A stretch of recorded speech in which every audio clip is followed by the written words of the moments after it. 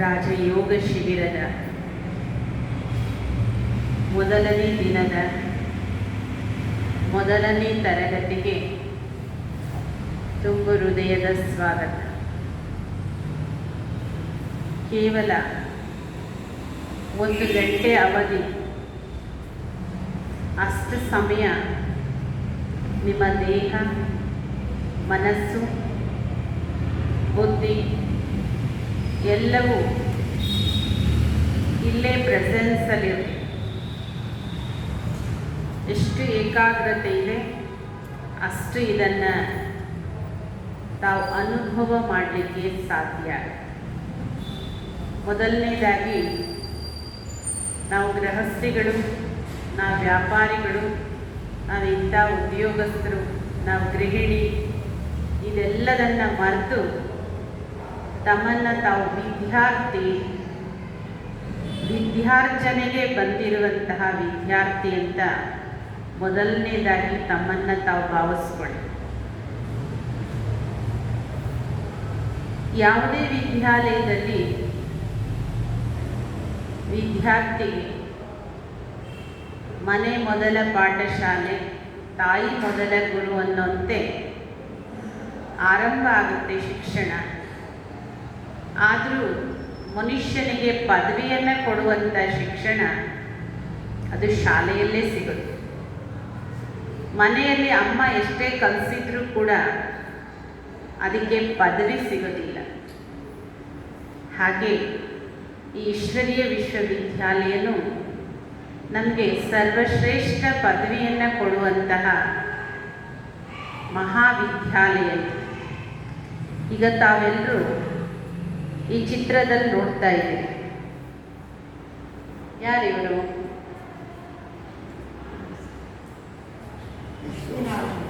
ಶ್ರೀ ಲಕ್ಷ್ಮೀ, ಶ್ರೀ ನಾರಾಯಣ.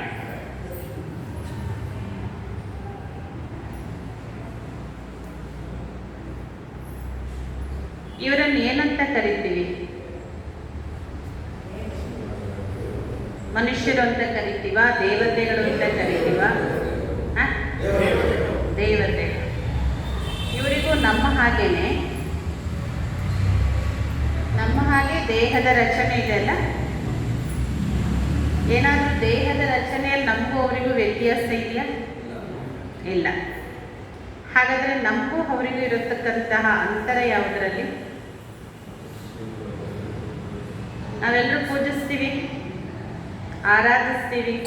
ಅವ್ರ ಮುಂದೆ ಹೋದ ತಕ್ಷಣ ನತಮಸ್ತಕರಾಗಿ ನಮ್ಮ 2 ಕೈ ಆಟೋಮೆಟಿಕ್ ಜೋಡಿಸ್ಕೊಳ್ತೀವಿ, ಶಿರ ಬಾಗ್ತೀವಿ. ಏನು ವ್ಯತ್ಯಾಸ? ಅಷ್ಟೊಂದು ಮಹತ್ವ, ಆ ಪೂಜ್ಯ ಭಾವನೆ ಯಾವುದಕ್ಕೆ ನಾವು ಕೊಡ್ತೀವಿ? ನಮ್ಮನ್ನು ಯಾಕೆ ಮಾಡಲ್ಲ? ಇದೇ ಥರ ನಮಗೂ ಏನಾದರೂ ವೇಷ ಹಾಕಿದ್ರು ಅಂತ ಇಟ್ಕೊಳ್ಳೋಣ. ನಮ್ಮನ್ನು ಯಾರಾದರೂ ಶ್ರೀ ಲಕ್ಷ್ಮೀ ನಾರಾಯಣ ಅಂತ ಕರೀತಾರ? ಅದೇ ಥರ ಕಾಣ್ತಾರೆ ಅಂತ ಹೇಳ್ತಾರೆ. ಏನು ಹೇಳ್ತಾರೆ? ಅದೇ ಥರ ಕಾಣ್ತಾರೆ, ಆ ಲಕ್ಷಣ ಇದೆ ಅಂತ ಹೇಳ್ಬೋದು, ಅದೇ ಸ್ವರೂಪ ಅಂತ ಹೇಳ್ಬೋದು. ಆದರೆ ಇವ್ರ ಥರ ನಮ್ಮನ್ನು ಯಾರು ಪೂಜಿಸೋದಿಲ್ಲ, ಥರ ಅಷ್ಟೇ. ಪ್ರಜಾಪಿತ ಬ್ರಹ್ಮಕುಮಾರಿ ಈಶ್ವರೀಯ ವಿಶ್ವವಿದ್ಯಾಲಯ. ಏನೋ ಬ್ರಹ್ಮಕುಮಾರಿ ಅಲ್ಲ, ಪ್ರಜಾಪಿತ ಬ್ರಹ್ಮಕುಮಾರಿ ಈಶ್ವರೀಯ ವಿಶ್ವವಿದ್ಯಾಲಯ. ಇದು ವಿದ್ಯಾಲಯ. ಇದು ಹೇಗೆ ವಿದ್ಯಾರ್ಥಿಗಳು ವಿದ್ಯಾಭ್ಯಾಸಕ್ಕೆ ಶಾಲೆ, ಕಾಲೇಜು, ವಿಶ್ವವಿದ್ಯಾಲಯಗಳಿಗೆ ಹೋಗಿ ಒಂದು ಪದವಿಯನ್ನು ಗಳಿಸ್ಕೊತಾರೆ, ಜೀವನದಲ್ಲಿ ಒಂದು ಗುರಿ ಇರುತ್ತೆ. ಅದೇ ಥರ ಈ ಈಶ್ವರೀಯ ವಿಶ್ವವಿದ್ಯಾಲಯದಲ್ಲಿ ಬರ್ತಕ್ಕಂತಹ ಪ್ರತಿಯೊಬ್ಬ ಮಾನವರ ಗುರಿ ಮೇಲೇನಿದೆ? ಮನುಷ್ಯ ಜೀವನದ ಲಕ್ಷ್ಯ ಇದೆ. ಮನುಷ್ಯ ಜೀವನದ ಲಕ್ಷ್ಯ ಇದೆ, ಬೇರೆ ಲಕ್ಷ್ಯ ಇದೆ. ನಾನು ಒಳ್ಳೆ ಹುದ್ದೆಗೆ ಹೋಗಬೇಕು, ಸಂಪಾದನೆ ಮಾಡಬೇಕು, ಈ ಕಲೆ ಸಂಸ್ಕೃತಿ ತುಂಬ ಲಕ್ಷ್ಯಗಳಿದೆ ಜೀವನದಲ್ಲಿ. ಆದರೆ ಜೀವನದ ಲಕ್ಷ್ಯ ಇದೆ. ಇಲ್ಲಿ ಜೀವನದ ಲಕ್ಷ್ಯವನ್ನು ತೋರಿಸಿದೆ. ಒಬ್ಬ ಸಾಧಾರಣ ನರ ಶ್ರೀನಾರಾಯಣನಂತೆ, ಒಬ್ಬ ಸಾಧಾರಣ ನಾರಿ ಶ್ರೀ ಲಕ್ಷ್ಮಿಯಂತೆ ಆಗೋದು. ನಾವು ಈ ಥರ ಆಗ್ಬೋದಾ? ಏನು ಹೇಳ್ತೀರಿ? ನಾವು ಈ ಥರ ಆಗ್ಬೋದಾ? ಇವ್ರ ಥರ ಹೇಳಿ, ಆಗುತ್ತಾ ಆಗಲ್ವಾ? ಆಗ್ಬೋದಲ್ವಾ? ಕಷ್ಟ ಆದರೆ ಸಾಧನೆ ಮಾಡಬೇಕು. ಈಗ ನಾವೆಲ್ಲರೂ ಪ್ರತಿನಿತ್ಯ ಅನೇಕರ ಸಂಬಂಧ ಸಂಪರ್ಕದಲ್ಲಿ ಬರ್ತೀವಿ, ಅನೇಕರ ವ್ಯವಹಾರದಲ್ಲಿ ಬರ್ತೀವಿ. ನಮ್ಮ ಜೊತೆ ಒಳ್ಳೆಯವರು ಕೆಟ್ಟವರು ಎಲ್ಲ ಥರದವರು ಸಿಗ್ತಾರೆ, ಹೌದಾ? ಒಳ್ಳೆಯವರನ್ನು ನಾವು ಹೇಳಿದಂಗೆ ಒಳ್ಳೆಯ ಗುಣ ಇರೋರನ್ನು ನೋಡಿದಾಗ ದೇವರಂಥವ್ರಪ್ಪ ಇವರು ಹೇಳ್ತೀವ. ಅದೇ ಅದರ ವಿರುದ್ಧ ಗುಣ ಇರೋರನ್ನು ನೋಡಿದಾಗ ಏನು ಹೇಳ್ತೀವಿ? ರಾಕ್ಷಸರಪ್ಪ, ಇವರೇನು ಮನುಷ್ಯರೇ ಅಲ್ಲ ಅಂತ ಹೇಳ್ತೀವಿ. ಸಾಮಾನ್ಯವಾಗಿ ನಾವು ವ್ಯವಹಾರದಲ್ಲಿ ಬಂದಾಗ ಮಾತಾಡೋ ಮಾತುಗಳಲ್ಲೇ ರಾಕ್ಷಸರು ಅಂತ ಹೇಳಿದವರಿಗೇನು ಕೋರೆ ಹಲ್ಲಿದೆ, ಕೊಂಬಿದೆ, ಉದ್ದುದ್ದ ಉಗುರಿದ್ದ ಹಂಗಿದೆ? ಇಲ್ಲ. ದೇವರಂಥವ್ರು ಅಂತ ಹೇಳಿದ ತಕ್ಷಣ ಈ ಥರ ಶೃಂಗರಿತವಾಗಿದ್ದರು ಅವರು? ಇಲ್ಲ. ಹಾಗಾದರೆ ಆ ವ್ಯತ್ಯಾಸವನ್ನು ಏನಕ್ಕೆ ಹೇಳಿದ್ವಿ ನಾವು? ಅವರ ಗುಣ ದುರ್ಗುಣ, ಸದ್ಗುಣ ದುರ್ಗುಣದ ಅಂತರದಲ್ಲಿ ನಾವು ಹೇಳಿದ್ವಿ. ಸದ್ಗುಣ ಇರೋರನ್ನೇ ಹೇಳಿದ್ವಿ ದೇವರಂಥವರು, ಅದರ ವಿರುದ್ಧವಾದ ದುರ್ಗುಣ ದುರಭ್ಯಾಸಗಳಿರೋಂಥವ್ರಿಗೆ ಹೇಳಿದ್ವಿ ರಾಕ್ಷಸರು. ಇವತ್ತು ಯಾರು ಮನುಷ್ಯರೇ ಅಲ್ಲಪ್ಪ ರಾಕ್ಷಸರು. ಮನುಷ್ಯ ಅಂದರೆ ಏನು? ದೇವತೆ ಅಂದರೆ ಏನು? ಮನುಷ್ಯ ಅಂದರೆ ಈ ಪಂಚ ತತ್ವಗಳಿಂದ ಆಗಿರ್ತಕ್ಕಂಥ ಈ ದೇಹ ಏನಿದೆ, ಇದಕ್ಕೆ ನಾವು ಮನುಷ್ಯ, ಇದಕ್ಕೆ ಮನುಷ್ಯ ಸೃಷ್ಟಿ ಅಂತ ಹೇಳ್ತೀವಿ. ಮನುಷ್ಯ ಅಂದರೆ ದೇಹದ ರಚನೆಯಲ್ಲಿ ಮನುಷ್ಯ. ಆದರೆ ಮನುಷ್ಯನಲ್ಲಿ ಇರಬೇಕಾದಂತಹ ಗುಣಗಳನ್ನು ಮಾನವೀಯ ಗುಣಗಳು ಅಂತ ಹೇಳ್ತೀವಿ. ಮನುಷ್ಯ ಗುಣ ಅಲ್ಲ, ಮಾನವೀಯ ಗುಣಗಳು. ಈ ಈಶ್ವರೀಯ ವಿಶ್ವವಿದ್ಯಾಲಯದಲ್ಲಿ ಮನುಷ್ಯರನ್ನ ಮೊದಲು ಮಾನವರನ್ನಾಗಿ, ಆ ಮಾನವರನ್ನ ಈ ಥರ ದೇವ ಮಾನವರನ್ನಾಗಿ ಮಾಡ್ತಕ್ಕಂತಹ ಶಿಕ್ಷಣ ಸಿಗುತ್ತೆ. ತಾವೀಗಲೇ ಹೇಳಿದ್ವಿ, ಆಗ್ಬೋದು ನಾವು ಈ ಥರ. ಆಗೋದು ಹೇಗೆ? ಇವರು ಹೇಗಾದರು, ಎಲ್ಲಾದರೂ, ಎಲ್ಲಿ ಹೋದರು? ಇದೆಲ್ಲ ಶಿಕ್ಷಣ ಈ 7 ದಿನದಲ್ಲಿ ನಮಗೆ ಸವಿಸ್ತಾರವಾಗಿ ಸಿಗುತ್ತೆ. ಇದು ಇಲ್ಲಿ ನೋಡಿ, ಈ ದೇವತೆಗಳು ಈಗ ಯಾರು ಚೈತನ್ಯವಾಗಿಲ್ಲ, ಇದರ ನಡೆದಾಡ್ತಾ ಇದ್ದಾರೆ ಇಲ್ಲೆಲ್ಲಾದರೂ? ಇಲ್ಲ. ಆದರೆ ಅವ್ರ ಫೋಟೋ ಇದೆ, ನಮ್ಮ ಹತ್ರ ಫೋಟೋ ಇದೆ, ಮೂರ್ತಿ ಇದೆ, ಅಂದರೆ ಇದ್ದು ಹೋಗಿದ್ದಾರಲ್ಲ. ಗಾಂಧೀಜಿಯವರಾಗಲಿ, ಬಸವಣ್ಣವರಾಗಲಿ, ರಾಮಕೃಷ್ಣ ಪರಮಹಂಸರಾಗಲಿ, ಧರ್ಮಪಿತರು ಕ್ರೈಸ್ಟು, ಬುದ್ಧ ಆಗಲಿ, ಇವರೆಲ್ಲ ಇದ್ದು ಹೋಗಿರೋದಕ್ಕೆ ಅವ್ರ ಚಿತ್ರ ನಮ್ಮ ಹತ್ರ ಇದೆ, ರೈಟ್? ಅವರ ಚಿತ್ರ ಇದೆ, ಅವರ ಜೀವನ ಚರಿತ್ರೆಗಳಿವೆ. ಹಾಗೆ ಇವ್ರದ್ದು ಚಿತ್ರ ನಮ್ಮ ಹತ್ರ ಇದೆ ಅಂದಮೇಲೆ ಇವರ ಚರಿತ್ರೆಗಳನ್ನು ನಾವು ಹಾಡ್ತೀವಿ. ಯಾವತ್ತು ಸತ್ಯನಾರಾಯಣನ ಕತೆ ಹೇಳಿಸ್ತೀರಿ, ಶನಿ ದೇವ್ರ ಕತೆ ಹೇಳಿಸ್ತೀರಿ, ರಾಮಚರಿತೆ ಹೇಳಿಸ್ತೀರಿ, ಅವ್ರ ಚರಿತ್ರೆಗಳನ್ನೇ ಹೇಳೋದು ನಾವು. ಹಾಗಾದರೆ ಇವರು ಇದ್ದು ಹೋಗಿದಾರಲ್ಲ, ಏನು ಹೇಳ್ತೀರಿ? ಇದ್ದು ಹೋಗಿದಾರ? ಇದ್ದು ಹೋಗಿರೋದಕ್ಕೆ ಅವರ ಚರಿತ್ರೆ ಚಿತ್ರಗಳಿರೋದು. ಇವರು ಇದ್ದಂತಹ ಸಮಯವನ್ನು ಸ್ವರ್ಗ, ರಾಮರಾಜ್ಯ, ಸ್ವರ್ಣಿಮ ಯುಗ, ವೈಕುಂಠ ಎಲ್ಲ ಹೆಸರಲ್ಲಿ ಕರಿತೀವಿ. ಅದನ್ನು ಜನ್ನತ್ ಅಂತ ಹೇಳಿ, ಪ್ಯಾರಡೈಸ್ ಅಂತ ಹೇಳಿ, ಹೆವೆನ್ ಅಂತ ಹೇಳಿ, ಇಂತಹ ಜಗತ್ತು ಈ ದೇವತೆಗಳು ಚೈತನ್ಯವಾಗಿ ಆಗಿದ್ದರು. ಆವಾಗ ಇದೇ ಭಾರತ ಭೂಮಿ ಸ್ವರ್ಗ ಭೂಮಿಯಾಗಿತ್ತು. ಅದೇ ಭಾರತ ಇವತ್ತೇನಾಗಿದೆ?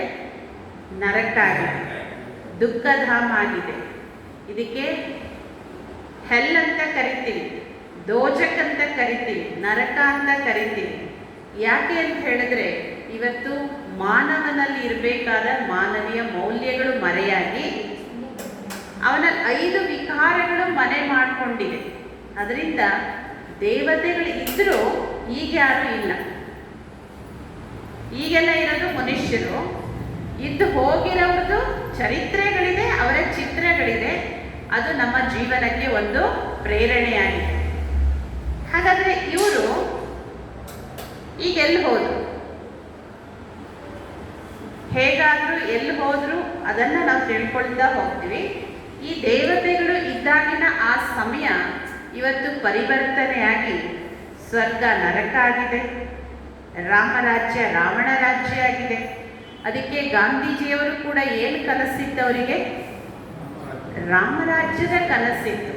ಆದರೆ ನನಸಾಗಲಿಲ್ಲ. ನನಸಾಯ್ತಾ? ಇನ್ನು ರಾಮರಾಜ್ಯ ಹೋಗಿ ಅವರು ಇದ್ದ ಕಾಲಕ್ಕಿಂತ ಇನ್ನು ರಾವಣ ರಾಜ್ಯ ಜಾಸ್ತಿ ಆಗಿದೆ. ಆದರೆ ಈ ರಾವಣ ರಾಜ್ಯವನ್ನು ರಾಮರಾಜ್ಯವನ್ನಾಗಿ ಮಾಡೋದು ಯಾವುದೇ ವ್ಯಕ್ತಿಯಿಂದ ಸಾಧ್ಯ ಇಲ್ಲ. ಅವರಲ್ಲಿದ್ದಂಥ ಸತ್ಯ, ಅಹಿಂಸೆ, ಬ್ರಹ್ಮಚರ್ಯ ಸಾಧನೆಯಲ್ಲೇ ಆಗದೆ ಇರುವಂತಹ ರಾಮರಾಜ್ಯ ಇವತ್ತಿನ ಮನುಷ್ಯರು ಎಲ್ಲಿ ಮಾಡಕ್ಕೆ ಸಾಧ್ಯ? ಅದರಿಂದ ಇಂತಹ ದೇವ ಮಾನವರಾಗುವಂತಹ ಶಿಕ್ಷಣ ಈ ಈಶ್ವರೀಯ ವಿಶ್ವವಿದ್ಯಾಲಯದಲ್ಲಿ ಸಿಗುತ್ತೆ. ಯಾವುದೇ ಮನೆ ಕಟ್ಟಿದಾಗ ಹೊಸದು ಅಲ್ವಾ? ಹೊಸ ಮನೆ, ನಮ್ಮ ಮನೆ ಓಪನಿಂಗ್ ಇದೆ, ಗೃಹ ಪ್ರವೇಶ ಇದೆ ಅಂದರೆ ಅದು ಹೊಸದು. ಅದೇ ಮನೆ ಕಾಲಕ್ರಮೇಣ ಏನಾಗುತ್ತೆ? ಹಳೇದಾಗುತ್ತೆ. ಪೂರ ಹಳೇದಾದ್ಮೇಲೆ ಏನಾಗುತ್ತೆ? ಇದು ಎಲ್ಲದಕ್ಕೂ ಒಂದು ಸಮಯ ಇದೆ ಅಲ್ಲ, ಅವಧಿ ಇದೆ. ಯಾವುದೇ ಒಂದು ವೃಕ್ಷಕ್ಕಾಗಲಿ, ಯಾವುದೇ ಸಸಿಗಾಗಲಿ, ಯಾವುದೇ ಬೆಳೆಗಾಗಲಿ ಇದೆಷ್ಟು ತಿಂಗಳದು, ಎಷ್ಟು ವರ್ಷದ್ದು ಅಂತ ನಾವು ಹೇಳ್ತೀವಿ. ಹಾಗೆ ಈ ಮಾನವ ಸೃಷ್ಟಿನೂ ಹೊಸದಿತ್ತು, ಅದೇ ಇವತ್ತು ಹಳೇದಾಗಿದೆ. ಹಳೇದಾದ್ಮೇಲೆ ಇದು ರಿಪೇರಿ ಮಾಡಕ್ಕೆ ಬರಲ್ಲ. ಈಗ ನೋಡಿ, ಹೊಸದನ್ನು ಮೇಂಟೈನ್ ಮಾಡಬೇಕಲ್ಲ ನಾವು. ಪ್ರತಿ ವರ್ಷ ಅಥವಾ ಒಂದು 5 ವರ್ಷಕ್ಕೋ 10 ವರ್ಷಕ್ಕೋ ಒಂದು ಸ್ವಲ್ಪ ಪೇಂಟು ಮತ್ತೊಂದು ಎಲ್ಲ ಮಾಡಿ ಮೇಂಟೈನ್ ಮಾಡಬೇಕು. ತುಂಬ ನೂರಾರು ವರ್ಷಗಳಾದಮೇಲೆ ಸ್ವಲ್ಪ ರಿಪೇರಿ ಆಗುತ್ತೆ. ಆದರೆ ರಿಪೇರಿಗೆ ಬರದೇ ಇದ್ದಾಗ ಏನು ಮಾಡ್ತೀವಿ? ಮನೆ ರಿಪೇರಿಗೆ ಬರಲಿಲ್ಲ ಅಂದಾಗ ಏನು ಮಾಡ್ತೀವಿ? ಡಿಮಾಲಿಷ್ ಮಾಡಿ ಮತ್ತೆ ನಾವು ನಿರ್ಮಾಣ ಮಾಡ್ತೀವಿ. ಅದೇ ಥರ ಇವತ್ತಿನ ಸಮಾಜನೂ ಕೂಡ ಇದು ರಿಪೇರಿಗೆ ಬರೋದಿಲ್ಲ. ರಿಪೇರಿ ಮಾಡೋ ಪ್ರಯತ್ನ ಎಲ್ಲರೂ ಮಾಡಿದ್ದಾರೆ. ಧರ್ಮಾತ್ಮರು ಮಾಡಿದ್ದಾರೆ, ಮಹಾತ್ಮರು ಮಾಡಿದ್ದಾರೆ, ಸಾಧಕರು ಮಾಡಿದ್ದಾರೆ.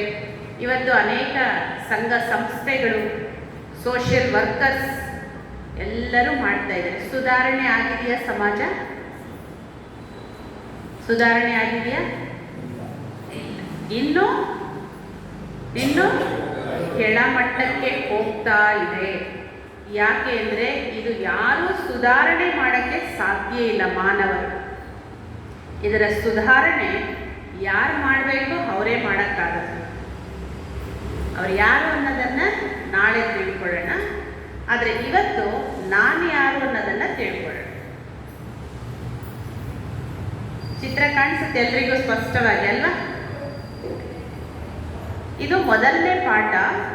ಆಧ್ಯಾತ್ಮಿಕ ಜೀವನದ ಸಾಧನೆಗೆ ಇದು ತಳಪಾಯ. ಈ ಬೇಸಿಕ್ ಇವತ್ತಿನ ಈ ನಾಲೆಡ್ಜ್ ಮೇಲೇ ನಾವು ನಾಲೆಡ್ಜ್ಫುಲ್, ಜ್ಞಾನಪೂರ್ಣರಾಗಲಿಕ್ಕೆ ಸಾಧ್ಯ.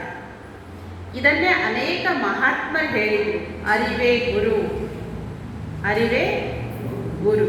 ನಮಗೆ ಅರಿವು ಆಗಬೇಕು, ಅರ್ಥ ಆಗಬೇಕು, ಅದು ನಮ್ಮ ಒಳಗಡೆ ಅದು ಧಾರಣೆ ಆಗಬೇಕು. ಅದಕ್ಕೆ ಹೇಳೋದು ಅರಿವು.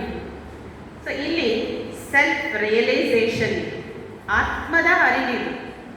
ನೋಡಿ, ನೀವು ಯಾರು ಅಂತ ಕೇಳಿದ ತಕ್ಷಣ ಒಬ್ಬರು ಮತ್ತೊಬ್ಬರಿಗೆ ಅಪರಿಚಿತರು, ಒಬ್ರಿಗೆ ಮತ್ತೊಬ್ಬರಿಗೆ ಪರಿಚಯ ಇಲ್ಲ ಅಂದಾಗ, ಒಬ್ಬರು ಮತ್ತೊಬ್ಬರು ಎದುರಿಗೆ ಸಿಕ್ಕಿದಾಗ ಕೇಳೋ ಮೊದಲನೇ ಪ್ರಶ್ನೆ ಯಾವುದು? ನೀವು ಯಾರು? ನಿಮ್ಮ ಪರಿಚಯ ಏನು? ನೀವು ಯಾರು ನಮ್ಗೆ ಗೊತ್ತಾಗಲಿಲ್ಲ ಅಲ್ವಾ?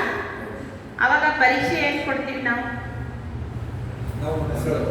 ನಮ್ಮ ಹೆಸರು ಹೇಳ್ತೀವಿ, ಆಮೇಲೆ ಉದ್ಯೋಗ ಹೇಳ್ತೀವಿ, ವಾಸಸ್ಥಳ ಹೇಳ್ತೀವಿ.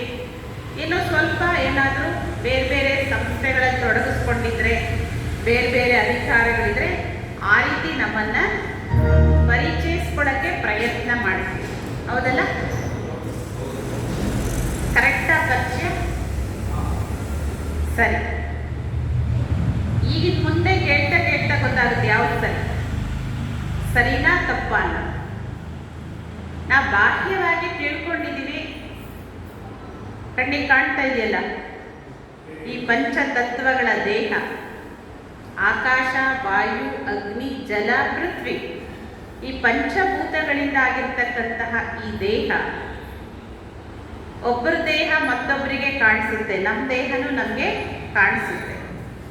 ಈ ದೇಹದ ಪರಿಚಯವನ್ನು ನಾವು ಹೇಳ್ತೀವಿ, ನೀವು ಯಾರು ಅಂದ ತಕ್ಷಣ, ಸರಿನಾ? ನಾವು ಯಾರು, ನೀವು ಯಾರು ಅಂದ ತಕ್ಷಣ ನಮ್ಮ ಹೆಸರು ಹೇಳ್ತೀವಲ್ಲ, ಆ ಹೆಸರನ್ನ ಹುಟ್ಟುವಾಗಲೇ ತಗೊಂಡ್ಬಂದಿದ್ವಾ? ಇಲ್ಲ, ಹುಟ್ಟಿ ಎಷ್ಟೋ ದಿನ ಆದ್ಮೇಲೆ ಹೆಸರಿಟ್ರಲ್ಲ.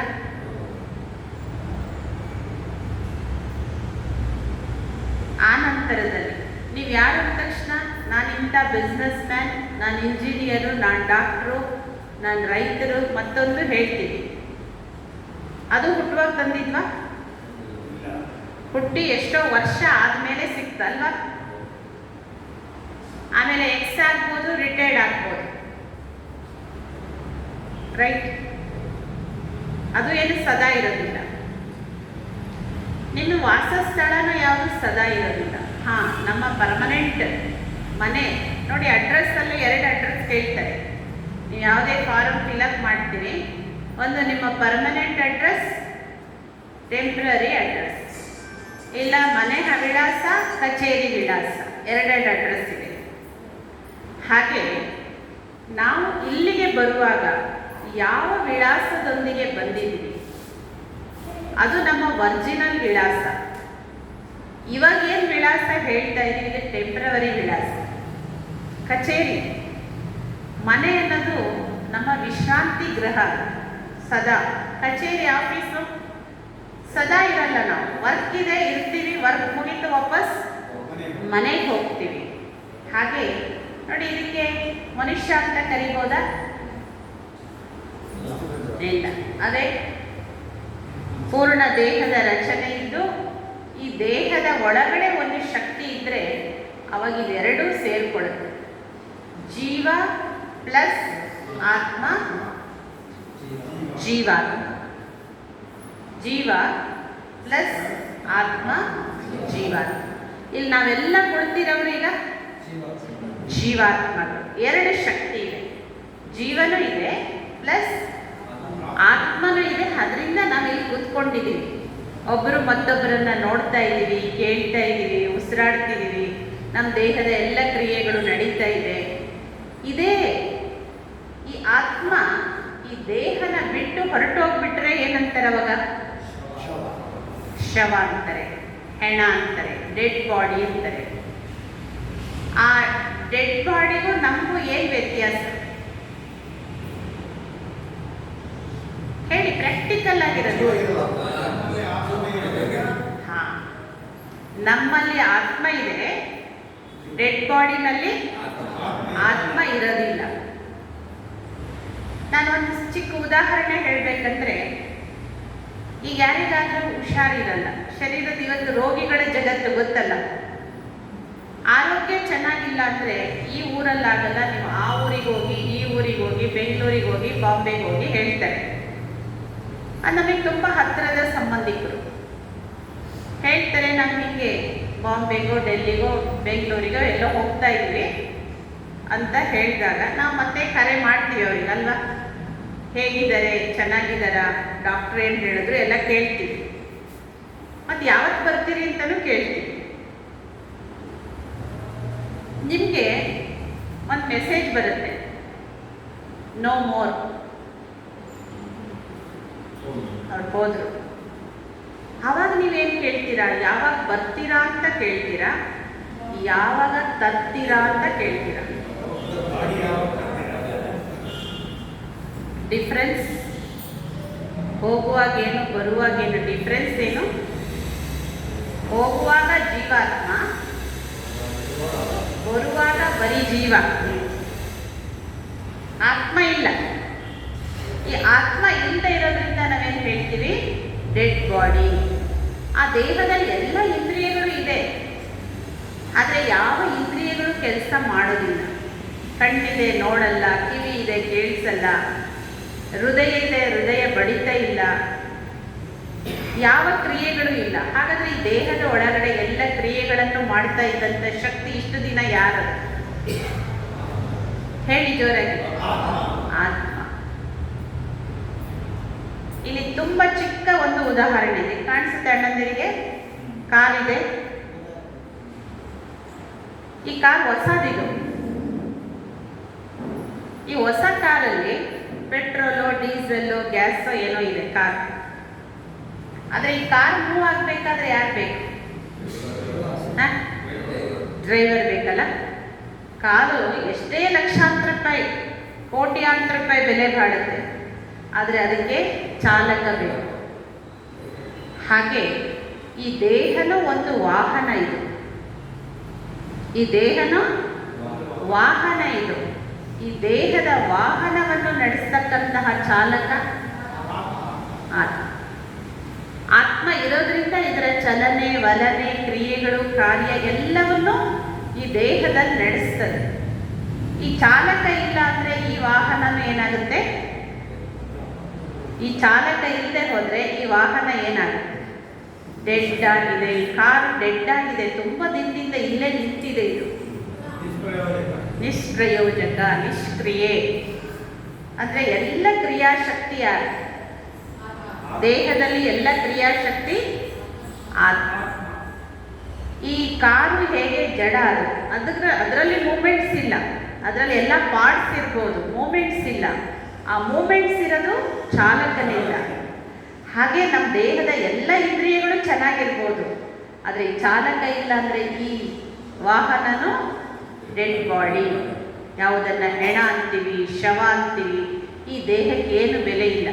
ಯಾರಾದರೂ ನಮ್ಮ ಅಪ್ಪನೋ, ನಮ್ಮ ಅಜ್ಜನೋ, ನಮ್ಮ ಮನೆಯವರು, ನನ್ನ ಮಗನೋ ಯಾರೇ ಇರಲಿ, ಎಷ್ಟೊಂದೆಲ್ಲ ಕಷ್ಟಪಟ್ಟಿದ್ದಾರೆ. ಒಂದು ವಾರ ನಮ್ಮ ಮನೇಲಿ ಇಟ್ಕೋತೀವಿ ಡೆಡ್ ಬಾಡಿನ ಅಂತ ಹೇಳೋರಿದ್ದಾರ?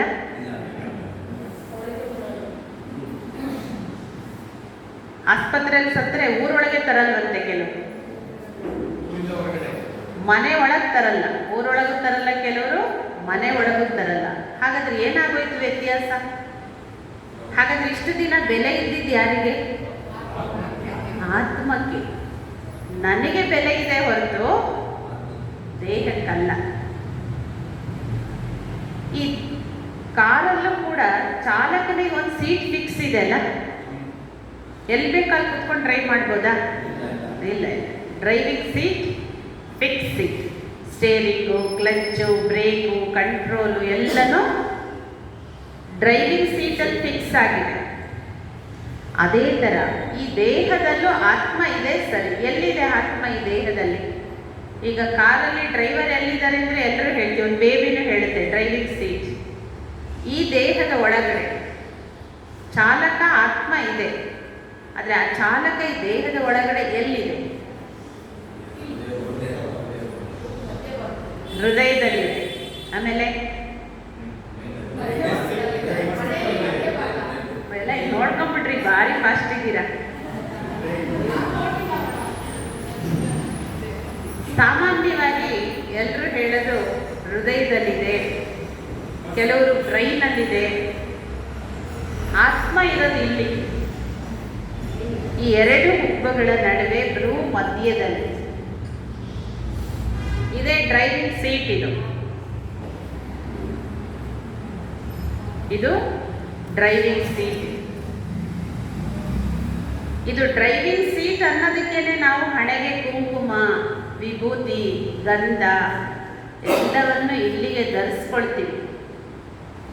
ಮಾತೆಯರು, ಸುಮಂಗಳಿಯರು, ಭಕ್ತರು ಎಲ್ಲರ ಚಿಹ್ನೆ ಹಣೆಗೆ ಒಂದು ಧಾರಣೆ. ಇದು ಸಾಂಕೇತಿಕವಾಗಿ ಇಟ್ಕೊಳ್ಳೋದು. ಆತ್ಮ ಇಲ್ಲಿದೆ ಅನ್ನೋದಕ್ಕೋಸ್ಕರ. ಹಾಗೆ ಜೀವನದಲ್ಲಿ ಏನಾದರೂ ಕಷ್ಟ ನಷ್ಟಗಳು ಸಂಭವಿಸಿದಾಗ ನಾವು ಹೇಳೋದೇನು? ಹಣೆ ಬರ ಅಂತೀರಾ, ಹೊಟ್ಟೆ ಬರ ಅಂತೀರಾ, ಹೃದಯ ಬರ ಅಂತೀರಾ? ಹಣೆ ಬರ. ಎಲ್ಲ ನಮ್ಮ ಹಣೆ ಬರ. ನಮ್ಮ ಅದೃಷ್ಟ ತೋರಿಸೋದಾದ್ರೂ ಹಣೆಯಲ್ಲೇ ತೋರಿಸ್ತೀವಿ, ನಮ್ಮ ದುರಾದೃಷ್ಟವನ್ನು ತೋರಿಸೋದಾದ್ರೂ ಹಣೆಯಲ್ಲ. ಅಯ್ಯೋ ವಿಧಿ ಬರಹ, ಯಾವ ಜನ್ಮದಲ್ಲಿ ಏನು ಮಾಡಿದ್ನೋ, ಇಲ್ಲಪ್ಪ ನನ್ನ ಹಣೆ ಬರ ಚೆನ್ನಾಗಿದೆ. ಶಬ್ದ ಎಲ್ಲರೂ ಉಪಯೋಗಿಸ್ತಿರೋದು ಉಪಯೋಗಿಸ್ತೀವಲ್ಲ. ಯಾಕೆ ಹೇಳ್ತೀವಿ ಹಣೆ ಬರಹ ಅಂತ? ನನ್ನ ಆತ್ಮದ ಸೀಡಿನು ಈ ಹಣೆ ಮಧ್ಯದಲ್ಲಿ ಕುತ್ಕೊಂಡು ಈ ದೇಹವನ್ನು ನಡೆಸ್ತೀವಿ. ಯಾಕೆ ಈಗ ಡ್ರೈವಿಂಗ್ ಸೀಟ್ ಡ್ರೈವರ್ ಯಾಕೆ ಅಲ್ಲೇ ಕುತ್ಕೋಬೇಕು? ಯಾರು ಪ್ರಶ್ನೆ ಮಾಡ್ತಾರಾ? ಇಲ್ಲ. ಯಾಕೆಂದರೆ ಎಲ್ರಿಗೂ ನಾಲೆಡ್ಜ್ ಇದೆ, ಆ ಸೀಟಲ್ಲಿ ಎಲ್ಲನೂ ಟೋಟಲ್ ಗಾಡಿ ಕಂಟ್ರೋಲ್ ಅಲ್ಲಿದೆ ಅನ್ನೋದು ಗೊತ್ತು. ಅದೇ ಥರ ಹಣೆ ಮಧ್ಯದಲ್ಲಿ ಯಾಕೆ ಆತ್ಮ ಇದೆ ಅಂದರೆ, ಈ ಪಿಟ್ಯೂಟರಿ ಗ್ರಂಥಿ ಏನಿದೆ ಇದರ ಮಧ್ಯದಲ್ಲಿ ಆತ್ಮ ಇದೆ. ಈ ಪಂಚ ಇಂದ್ರಿಯಗಳು ಇರೋದು ಇಲ್ಲಿ: ಕಣ್ಣು, ಕಿವಿ, ಮೂಗು, ಬಾಯಿ, ಮೆದುಳು, ಸ್ಪರ್ಶ. ಈ ಎಲ್ಲ ಇಂಪಾರ್ಟೆಂಟ್ ಆರ್ಗಾನ್ಸ್ ಇರೋದು ಈ ತಲೆ ಭಾಗದಲ್ಲಿ. ಅದರಿಂದ ಆತ್ಮದ ಸೀಟ್ ಇಲ್ಲೇ ನೋಡಿ. ಆತ್ಮ ಇಲ್ಲಿ ಕುತ್ಕೊಂಡು ಈ ದೇಹವನ್ನು ಚಾಲನೆ ಮಾಡ್ತಾ ಇದೆ. ಕೈ ಇಲ್ಲದೆ ಇರೋರು, ಕಾಲಿಲ್ಲದೆ ಇರೋರು, ಕಿವಿ ಕೇಳ್ತಿದ್ದವರು, ಮಾತು ಬರ್ದಿದ್ದವರು, ಎಲ್ಲ ಥರದ ಅಂಗವಿಕಲರನ್ನು ನಾವು ನೋಡ್ತೀವಿ, ಹೌದಾ? ತಲೆನೇ ಇಲ್ಲದೆ ಇರೋರು, ರುಂಡ ಇಲ್ಲದೆ ಇರೋರು ಸಾಧ್ಯನ ಇರಕ್ಕೆ ಇಲ್ಲ. ಏಕೆಂದರೆ ಆತ್ಮ ಈ ತಲೆ ಭಾಗದಲ್ಲಿ, ಭೃಕುಟಿಯಲ್ಲಿ ಈ ಪಂಚ ಇಂದ್ರಿಯಗಳು ಇರುವಂತಹ ಈ ಕಂಟ್ರೋಲಿಂಗ್ ರೂಮ್ ಏನಿದೆ ಇಲ್ಲಿದೆ. ಆತ್ಮ ಈ ಭೃಕುಟಿಯ ಮಧ್ಯದಲ್ಲಿ ಕುತ್ಕೊಂಡು ಈ ದೇಹವನ್ನು ನಡೆಸುತ್ತೆ. ಆತ್ಮ ಚೈತನ್ಯ, ದೇಹ ಜಡ. ಈ ಚೈತನ್ಯ ಆತ್ಮ ಇರೋದ್ರಿಂದ ಚಲನೆ ವಲನೆ ಇದೆ. ಚೈತನ್ಯ ಆತ್ಮ ಹೊರಟೋದ್ಮೇಲೆ ದೇಹ ಏನಾಗುತ್ತೆ? ಜಡ ಆಗುತ್ತೆ. ಜಡ ಅಂದರೆ ಈ ಟೇಬಲ್ ಮೂವ್ ಆಗುತ್ತಾ? ನಾನು ಮೂವ್ ಮಾಡಬೇಕು. ಯಾವುದೇ ವಸ್ತುಗಳು ಜಡ ವಸ್ತುಗಳದು, ಅದನ್ನು ಮತ್ತೊಬ್ಬರು ಉಪಯೋಗಿಸ್ತಾರೆ. ಅದೇ ಥರ ಆತ್ಮ ಹೋದ್ಮೇಲೆ ಈ ದೇಹನೂ ಜಡ ವಸ್ತು. ಅದು ಈ ದೇಹನ ಬೇರೆಯವ್ರು ಯೂಸ್ ಮಾಡ್ತಾರಲ್ವ, ಎತ್ತುತ್ತಾರೆ, ಕೂರಿಸ್ತಾರೆ, ಮಲಗಿಸ್ತಾರೆ. ಬೇರೆಯವ್ರ ಕಂಟ್ರೋಲಿಗೆ ಬರುತ್ತೆ, ವಸ್ತು ಆಗಿಬಿಡುತ್ತೆ. ಶಕ್ತಿ ಹೊರಟೋಗುತ್ತೆ, ಅದು ವಸ್ತು ಆಗುತ್ತೆ ಆತ್ಮ ಹೋದ್ಮೇಲೆ. ಅದರಿಂದ ಈ ನಶ್ವರ ದೇಹ ನಾವಲ್ಲ, ಶಾಶ್ವತವಾದ ಆತ್ಮನ. ಇನ್ನು ಬಹಳ ಮುಖ್ಯವಾಗಿರೋ ವಿಷಯ ಏನಂದರೆ, ನಾವೆಲ್ಲರೂ ಬೆಳಗ್ಗೆ ಎದ್ದಾಗಿಂದ ರಾತ್ರಿ ಮಲಗೋವರೆಗೂ 2 ಶಬ್ದ ನಾವೆಲ್ಲರೂ ಉಪಯೋಗಿಸ್ತೀವಿ. ಪ್ರಪಂಚದಲ್ಲಿರೋ ಪ್ರತಿ ಒಬ್ಬರೂ ಯಾವುದೆರಡು ಶಬ್ದ? ಅಮ್ಮ. ಅಮ್ಮ ಇಲ್ಲದೆ ಇರೋರು ಅಮ್ಮ ಅಂತ ಕರೆಯೋದೇ ಇಲ್ವಲ್ಲ. ದೇವರನ್ನ ಕರೀದೇ ಇರೋ ಎಷ್ಟೋ ಜನ ನಾಸ್ತಿಕರು ಇದ್ದಾರಲ್ಲ. ಎಲ್ಲರೂ A to Z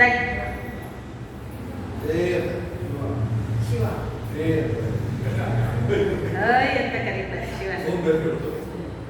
ನೋಡಿ, ನಾನೇ ಉಪಯೋಗಿಸ್ತೀವಿ, ಬೇರೆಯವ್ರು ಬೇಡ, ನಾನೇ ಉಪಯೋಗಿಸ್ತೀನಿ. ನಾನು ಅಂತ ಹೇಳ್ತೀವಾ ಎಲ್ಲರೂ? ಹೇಳ್ತೀರಾ ಇಲ್ವಾ? ಎಷ್ಟು ಸಲ ಹೇಳ್ತೀರಾ? ಲೆಕ್ಕ ಮಾಡಿದ್ದೀರಾ ಯಾವತ್ತಾರು? ನಾಳೆ ಮಾಡಿ. ಆಮೇಲೆ ಇನ್ನೊಂದು ಶಬ್ದ ಯಾವುದು? ನಂದು, ನನ್ನದು ಹೇಳ್ತೀರಲ್ಲ ಡೈಲಿ. ಒಂದು ಪುಟ್ಟ ಮಗುವಿಂದ ಹಿಡಿದು ಎಲ್ಲರೂ ಉಪಯೋಗಿಸ್ತಕ್ಕಂಥ ಈ 2 ಶಬ್ದ. ಸರಿನಾ? 2 ಒಂದೇನಾ ಬೇರೆನಾ? ವಿಚಾರ ಮಾಡಿ ಹೇಳಿ. 2 ಶಬ್ದ ಒಂದೇನಾ ಬೇರೆನಾ? ಬೇರೆನೋ ಒಂದು ನಿಮಿಷ ಕೈ ಎತ್ಬೋದಾ?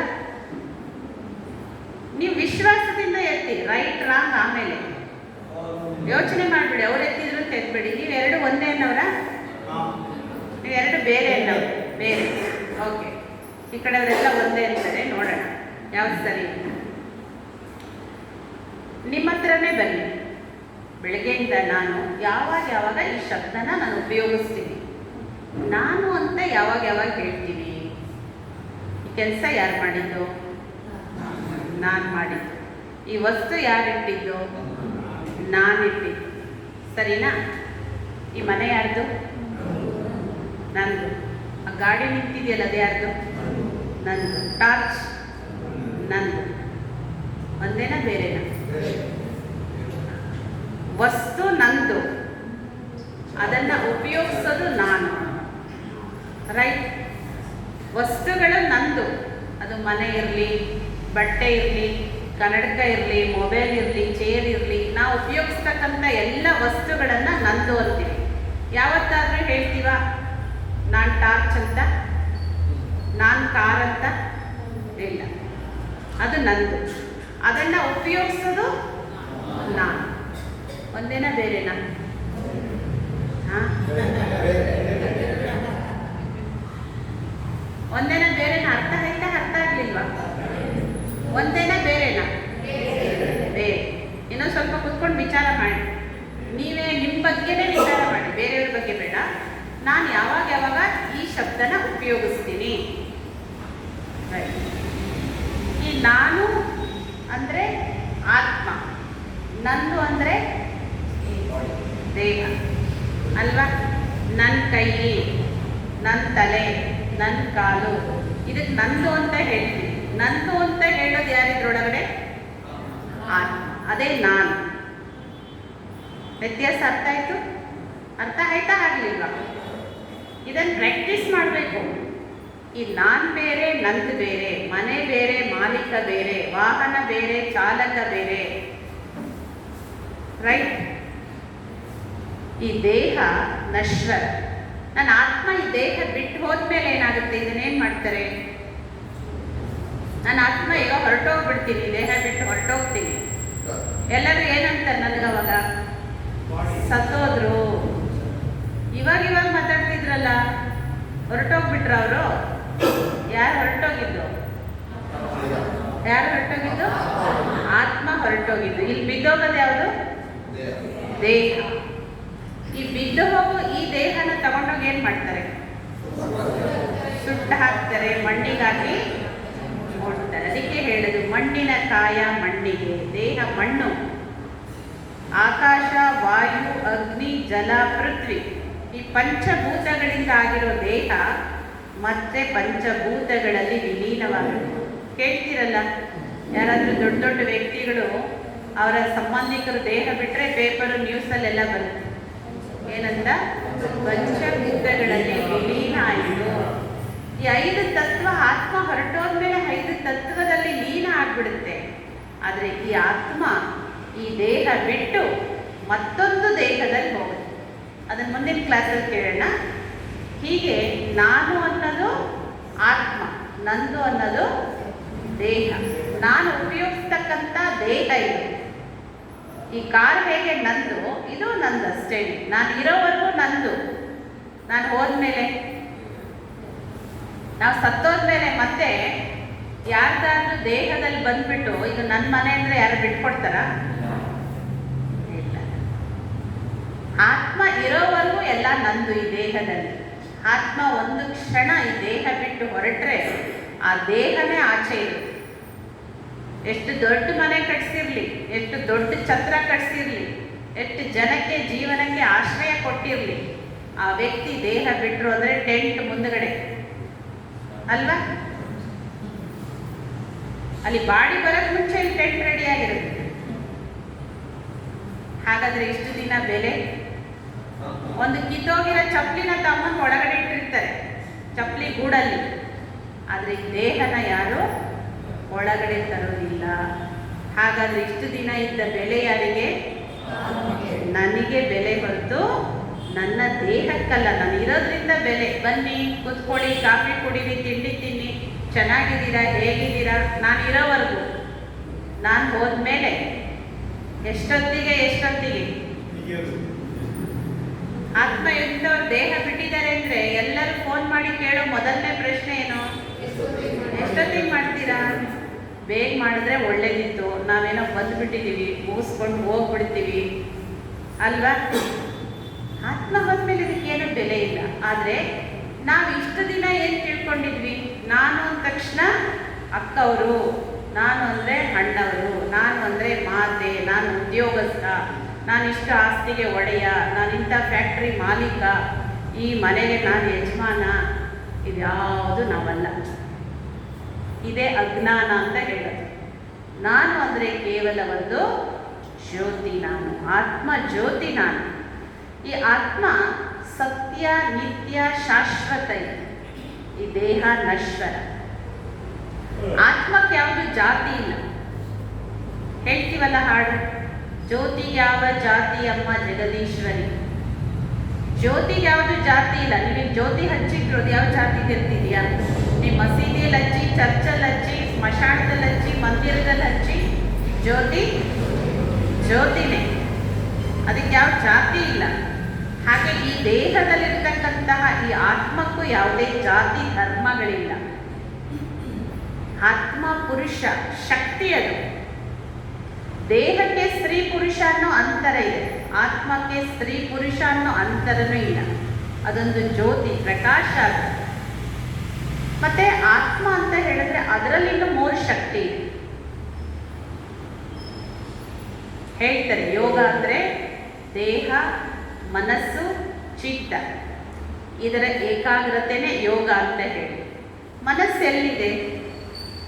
ಎಲ್ಲರಿಗೂ ಮನಸ್ಸಿದೆ ಅಲ್ಲ? ಮನಸ್ಸಿದೆಯಾ ಇಲ್ವಾ ನಿಮಗೆ? ಇವಾಗ ಇದೆ. ಎಲ್ಲಿದೆ ಮನಸ್ಸು? ಈ ದೇಹದಲ್ಲೆಲ್ಲಾದ್ರೂ ಮನಸ್ಸಂತ ಒಂದು ಇಂದ್ರಿಯ ಇದೆಯಾ? ಇಲ್ಲ. ಹಾಗಾದ್ರೆ ಮನಸ್ಸಿರೋದೆಲ್ಲಿ? ಆತ್ಮದಲ್ಲಿ. ಮನಸ್ಸು, ಬುದ್ಧಿ, ಸಂಸ್ಕಾರ, ಈ 3 ಶಕ್ತಿ ಆತ್ಮದಲ್ಲಿದೆ. ಹೆಂಗೆ ಕೈ, ಕಾಲು, ತಲೆ, ಹೃದಯ, ಕಿಡ್ನಿ ಇವೆಲ್ಲ ಅಂಗಗಳು ಸೇರಿ ದೇಹ, ಅದೇ ಥರ ಈ 3 ಶಕ್ತಿ ಸೇರಿ ಆತ್ಮ. ಈ ಮನಸ್ಸೇನು ಮಾಡುತ್ತೆ? ಒಂದು ಕ್ಷಣ ನೋಡಿ, ನಿಮ್ಮ ಮನಸ್ಸೇನು ಮಾಡುತ್ತೆ? ಏಕಾಗ್ರವಾಗಿ ಕೇಳ್ತಾ ಇದ್ದೀನಾ? ಕೇಳ್ತಾ ಇರೋದನ್ನು ಅನುಭವಿಸ್ತಾ ಇದ್ದೀನಾ? ಇಲ್ಲ ನನ್ನ ಮನಸ್ಸೆಲ್ಲಾದ್ರೂ ಬಾಹ್ಯವಾಗಿ ಹೊರಗಡೆ ಹೋಗಿದೆಯಾ? ಏಕಾಗ್ರವಾಗಿದೆಯಾ? ಚಂಚಲವಾಗಿದೆಯಾ? ನೋಡಿ ಏನು ಮಾಡ್ತಾ ಇದೆ ನಿಮ್ಮ ಮನಸ್ಸು? ಏಕಾಗ್ರವಾಗಿ ಕೇಳ್ತಾ ಇದ್ರೆ ಅನುಭವ ಆಗುತ್ತೆ. ಚಂಚಲ ಅಂದರೆ ಏನು ಅನುಭವ ಮಾಡೋಕ್ಕಾಗಲ್ಲ. ನೋಡಿ, ಮನಸ್ಸು ಅಂತ ಹೇಳಿದ್ರೆ ವಿಚಾರ ಶಕ್ತಿ. ಈಗ ನಾವು ಬೆಳಗ್ಗೆ ನಿದ್ರೆ ಮಾಡಿ ನಿದ್ರೆಯಿಂದ ಜಾಗೃತ ಆಗ್ತೀವಿ, ಎಚ್ಚರ ಆಗುತ್ತೆ. ಎಚ್ಚರ ಆದಾಗಿಂದ ನಮ್ಮ ಮನಸ್ಸಲ್ಲಿ ವಿಚಾರಗಳು ಶುರು ಆಯ್ತಾ? ಶುರು ಆಯ್ತು. ರಾತ್ರಿ ನೀವು ಬೆಡ್ ಮೇಲೆ ಮಲ್ಕೊಂಡ್ರಿ, ಮಲ್ಕೊಂಡ ತಕ್ಷಣ ಸ್ಟಾಪ್ ಆಗಲ್ಲ. ನೀವು ನಿಧಾನವಾಗಿ ನಿದ್ರೆಗೆ ಜಾರಿದ ಮೇಲೆ ಸಂಕಲ್ಪಗಳೇನಾಗುತ್ತೆ, ವಿಚಾರಗಳೇನಾಗುತ್ತೆ, ಸ್ಟಾಪ್ ಅಲ್ವಾ? ಅವಾಗ ತಾನೇ ವಿಶ್ರಾಂತಿ ಆಯಿತು, ರಾತ್ರಿ ಚೆನ್ನಾಗಿ ರೆಸ್ಟ್ ಮಾಡಿದೆ, ನಿದ್ರೆ ಮಾಡಿದೆ ಅಂತ ಹೇಳ್ತೀವಿ. ರಾತ್ರಿ ಎಲ್ಲ ನಿಮಗೆ ಯೋಚನೆಗಳು ಬರ್ತಾ ಇದೆ, ಸ್ವಪ್ನಗಳೇ ಬರ್ತಾ ಇದೆ ಅಂದರೆ ಹೇಳ್ತೀರಾ ನಂಗೆ ವಿಶ್ರಾಂತಿ ಸಿಕ್ತು ಅಂತ? ಇವತ್ತು ರೆಸ್ಟೇ ಸರಿಯಾಗಿಲ್ಲ ಅಂತೀವಿ. ಅಲ್ಲಿ ರೆಸ್ಟ್ ಯಾರಿಗೆ ಬೇಕಾಗಿತ್ತು? ಮನಸ್ಸಿಗೆ, ವಿಚಾರಗಳಿಗೆ. ಇಲ್ಲಿ ಮನಸ್ಸು ಅಂದರೆ ವಿಚಾರಗಳ ತರಂಗಗಳು. ಸಮುದ್ರದಲ್ಲಿ ಹೆಂಗೆ ಅಲೆಗಳು ಬರುತ್ತಲ್ಲ, ಅಲೆ ನಿಂತೋಗುತ್ತೆ ಯಾವಾಗಾದರೂ, ದೊಡ್ಡದು ಚಿಕ್ಕದು ಬರ್ತಾ ಇರುತ್ತಲ್ಲ, ಅದೇ ಥರ ನಮ್ಮ ಮನಸ್ಸಲ್ಲಿ ಯಾಕೆ ಫೋನ್ ರಿಂಗ್ ಆಗುತ್ತೆ?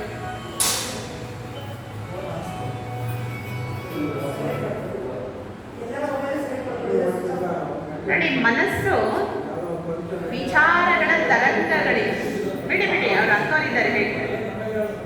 ಮನಸ್ಸು ವಿಚಾರಗಳ ತರಂಗಗಳಲ್ಲಿ, ವೇವ್ಸ್. ನೀವೊಂದು ನಿಂತಿರೋ ನೀರು ಕೊಳದಲ್ಲಿ ಒಂದು ಪಾತ್ರೆಯಲ್ಲೇ ನೀರಿದೆ, ಅದಕ್ಕೆ ಮಧ್ಯದಲ್ಲಿ ಒಂದು ಸಣ್ಣ ಒಂದು ಯಾವುದೋ ಒಂದು ಕಾಳ ಹಾಕ್ತೀವಿ, ಏನಾಗುತ್ತೆ? ಅಲೆಗಳು, ತರಂಗಗಳು, ವೇವ್ಸ್. ಹಾಗೆ ನಮ್ಮ ಮನಸ್ಸಲ್ಲೂ ಥಾಟ್ಸ್, ಸಂಕಲ್ಪಗಳ ತರಂಗಗಳು ಬರುತ್ತೆ. ಎರಡನೇದು ಮನಸ್ಸಂದ್ರೆ ಏನು? ಕಲ್ಪನಾ ಶಕ್ತಿ. ಈಗ ಮೌಂಟ್ ಅಬು ನೀವು ನೋಡಿಲ್ಲ, ಅಮೇರಿಕಾ ನೋಡಿಲ್ಲ, ಬೆಂಗಳೂರು ನೋಡಿಲ್ಲ, ಅದ್ರ ಬಗ್ಗೆ ನಾನು ಇವಾಗ ಹೇಳ್ತಾ ಇದ್ದೀನಿ ಅಂತ ತಿಳ್ಕೊಳ್ಳಿ. ಆವಾಗ ನಿಮ್ಮ ಮನಸ್ಸು ಏನು ಮಾಡುತ್ತೆ? ಕಲ್ಪನೆಯಲ್ಲಿ ನೋಡುತ್ತಲ್ಲ, ಇಮ್ಯಾಜಿನೇಷನ್ ಬರುತ್ತೆ. ಹೀಗಿರ್ಬೋದು, ಹೀಗಿರ್ಬೋದು, ಹಾಗಿರ್ಬೋದು. ಈ ಕಲ್ಪನೆ ಮಾಡೋ ಕಲ್ಪನಾ ಶಕ್ತಿನೂ ಮನಸ್ಸು, ಇಮ್ಯಾಜಿನೇಷನ್. ಮನಸ್ಸು ಅಂದರೆ ದೃಢತೆಯ ಶಕ್ತಿ. ಹೇಳ್ತೀವಲ್ಲ, ಮನಸ್ಸಿದ್ದರೆ ಮಾರ್ಗ, ಮನಸ್ಸು ಮಾಡಿದರೆ ಏನು ಬೇಕಾದ್ರೂ ಮಾಡ್ಬೋದು. ಇವತ್ತು ನೀವೆಲ್ಲ ಇಲ್ಲಿ ಬಂದು ಕುತ್ಕೊಂಡಿದ್ದೀರಿ, ಹೆಂಗೆ ಬಂದ್ರಿ? ಇದೇ ಶಕ್ತಿಯಿಂದ ನೀವು ಇಲ್ಲಿಗೆ ಬಂದಿರೋದು. ಮನಸ್ಸು ಮಾಡಿ ಬಂದಿದ್ದೀರಿ. ಏನೋ ಫ್ರೀ ಆಗಿದ್ದೆ, ಟೈಮ್ ಇರಲಿಲ್ಲ, ಟೈಮ್ ಪಾಸ್ ಮಾಡೋಣ, ಹಂಗೆ ಬಂದಿಲ್ಲ. ಏನಿರ್ಬೋದು, ಟೈಮ್ ಇಲ್ಲದೆ ಇರ್ಬೋದು, ಆಚೆ ಈಚೆ ಏನು ಕೆಲಸ ಇದ್ದಿರ್ಬೋದು, ಬೇಗ ಬೇಗ ಮುಗಿಸ್ಕೊಟ್ರು, ಇಲ್ಲ ಬಂದ್ ಮಾಡ್ತೀನಿ ಅಂದರು, ಎಲ್ಲ ಆಚೆ ಈಚೆ ಇಟ್ಬಿಟ್ಟು ಬಂದ್ರಿ. ಅದಕ್ಕೆ ಕಾರಣ ಯಾರು? ಮನಸ್ಸು. ದೃಢವಾಗಿ ಬಂದಿದ್ದೀರಿ, ಇಲ್ಲ ನಾನು ಹೋಗಲೇಬೇಕು. ಸೊ ಆ ದೃಢತೆಯ ಶಕ್ತಿನೂ ಮನಸ್ಸು. ಸೊ ಈ ಮನಸ್ಸು ಯೋಚನೆ ಮಾಡುತ್ತೆ. ಇದು ಲಾಯರ್ ಇದ್ದಕ್ಕೆ. ಇದು ಗೊತ್ತಲ್ಲ ಎಲ್ರಿಗೂ ಲಾಯರ್ ಯಾವ ಥರ, ಎಷ್ಟು ವಕಾಲತ್ ಮಾಡ್ತಾರೆ, ಎಷ್ಟು ವಿಚಾರ ಮಾಡ್ತಾರೆ. ಬುದ್ಧಿ ಎರಡನೇದು, ಇದು ಜಡ್ಜ್ ಡಿಸಿಷನ್ ಹೇಳ್ತಾರೆ. ಅದೇ ಥರ ಬುದ್ಧಿ ಒಳ್ಳೆಯದು ಕೆಟ್ಟದ್ದು, ಸರಿ ತಪ್ಪು, ಮಾಡು ಬೇಡ, ನಷ್ಟ ಲಾಭ, ಇವೆರಡರ ಡಿಸಿಷನ್ ಕೊಡೋ ಶಕ್ತಿ ಬುದ್ಧಿ. ಸಾಮಾನ್ಯವಾಗಿ ಯಾರಾದರೂ ತಪ್ಪು ಕರ್ಮಗಳನ್ನು ಮಾಡಿದರೆ, ಹೆಚ್ಚು ಕಮ್ಮಿ ಮಾಡಿದರೆ ಏನು ಹೇಳ್ತೀರ ಅವರಿಗೆ? ನಿನಗೇನು ಬುದ್ಧಿ ಇರಲಿಲ್ವಾ? ಬುದ್ಧಿ ಎಲ್ಲೋಗಿತ್ತು? ಬುದ್ಧಿ ಏನು ಮಾಡ್ತಾ ಇತ್ತು?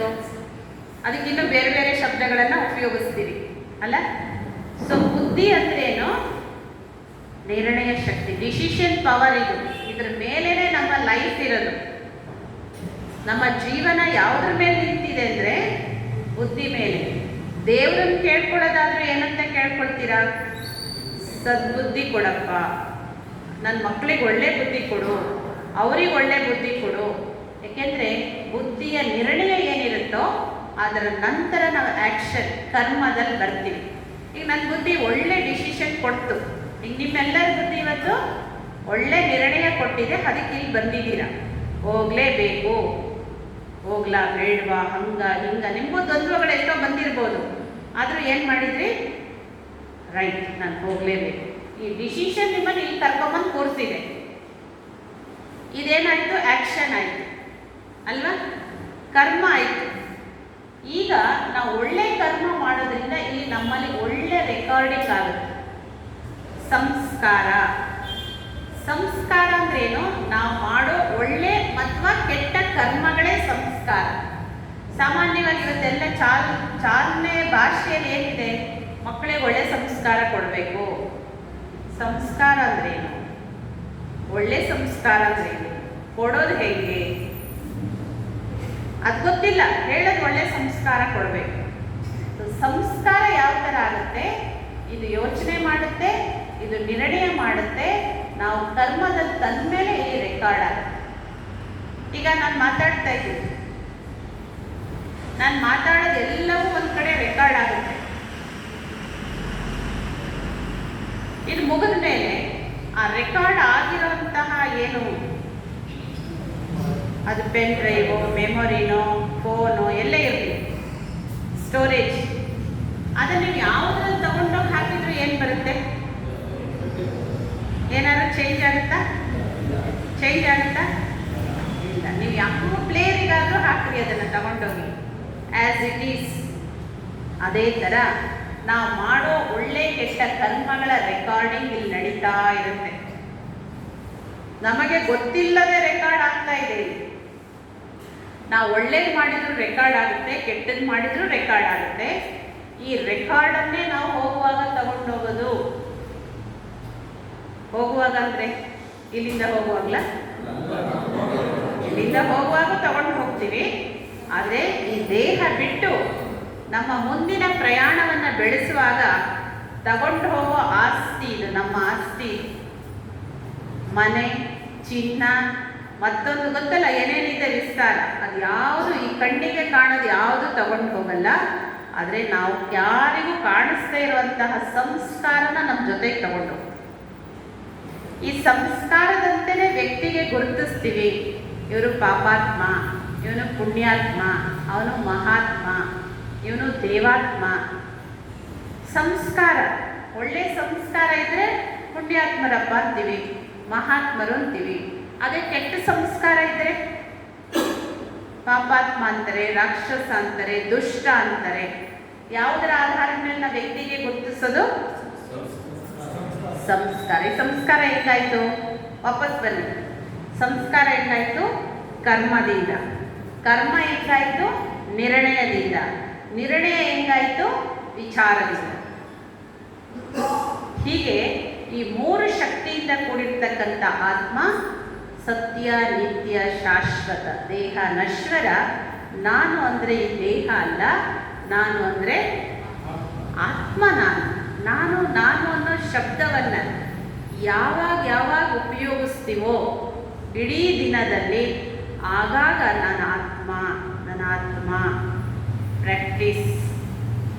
ಯಾಕೆಂದರೆ ಇಷ್ಟು ದಿನ ನಾವು ತಪ್ಪು ತಿಳ್ಕೊಂಡಿದ್ವಲ್ಲ, ಇಷ್ಟು ದೊಡ್ಡ ದೇಹ ನಾನು ಅಂದ ತಕ್ಷಣ ಈ ದೊಡ್ಡ ದೇಹ ಮುಂದೆ ಬಂದ್ಬಿಡುತ್ತೆ.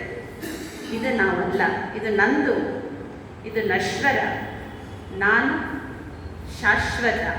ಆ ಶಾಶ್ವತವಾದ ಶಕ್ತಿ ನನ್ನ ಆತ್ಮ ಅನ್ನೋದನ್ನು ಅಭ್ಯಾಸ ಮತ್ತು ಅನುಭವ ಮಾಡೋದು ಬಹಳ ಅವಶ್ಯಕ.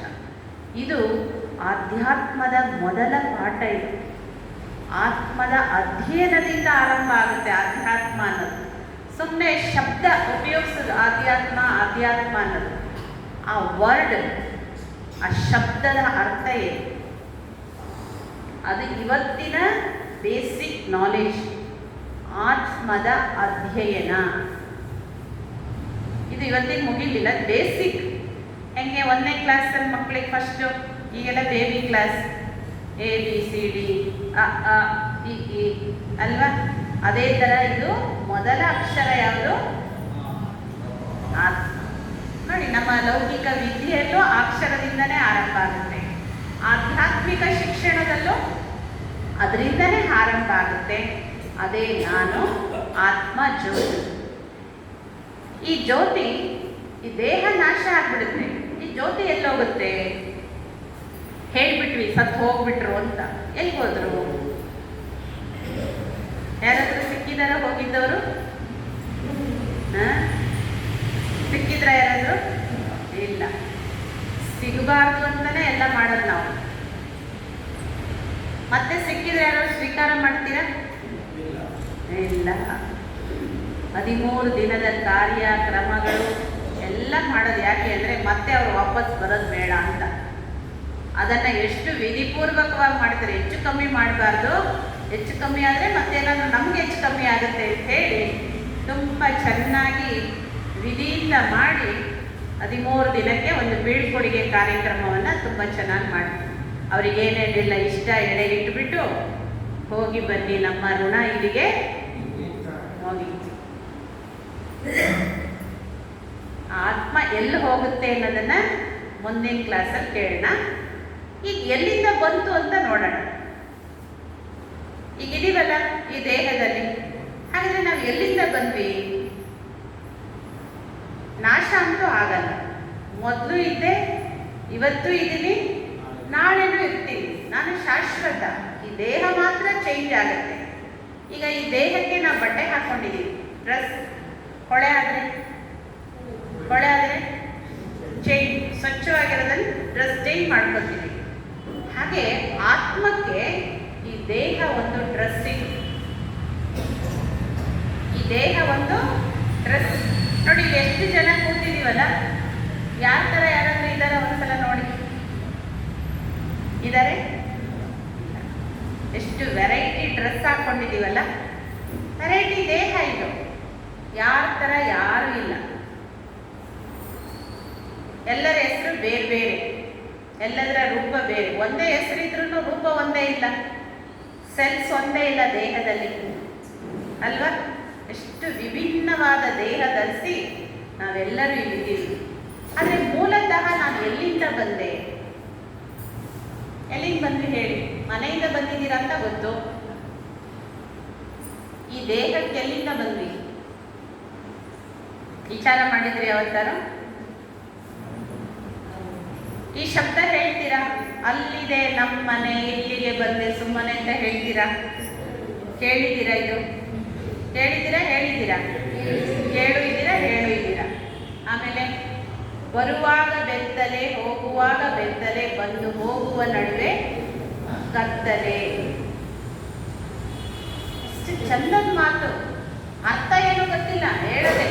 ಎಲ್ಲರೂ ಹೇಳಿದ್ರು, ನಾವು ಹೇಳಿದ್ವಿ ಅಷ್ಟೇ. ಅರ್ಥ ಎಷ್ಟು ಅಮೂಲ್ಯವಾದ ಅರ್ಥ ಇದೆ ಇದಕ್ಕೆ. ಬೆತ್ತಲೆ ಅಂದರೆ ಮಗು ತಾಯಿ ಗರ್ಭದಿಂದ ಹೊರಗಡೆ ಬರುವಾಗ ಬಟ್ಟೆ ಇಲ್ಲದೆ ಹುಟ್ಟುತ್ತಲ್ಲ, ಅದಲ್ಲ.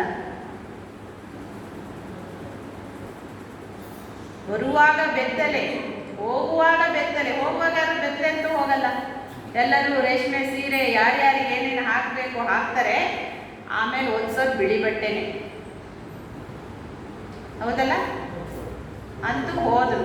ಬರುವಾಗ ಬೆತ್ತಲೆ, ಹೋಗುವಾಗ ಬೆತ್ತಲೆ, ಮಧ್ಯದಲ್ಲಿ ಕತ್ಲೆ ಅಂದರೆ ಗೊತ್ತಾ ಎಲ್ರಿಗೂ? ಕತ್ಲೆ ಅಂದರೆ ಗೊತ್ತಲ್ಲ ಎಲ್ರಿಗೂ? ಈಗ ಲೈಟ್ ಆಫ್ ಆದರೆ ಗೊತ್ತಾಗ್ಬಿಡುತ್ತೆ ಕತ್ಲೆ.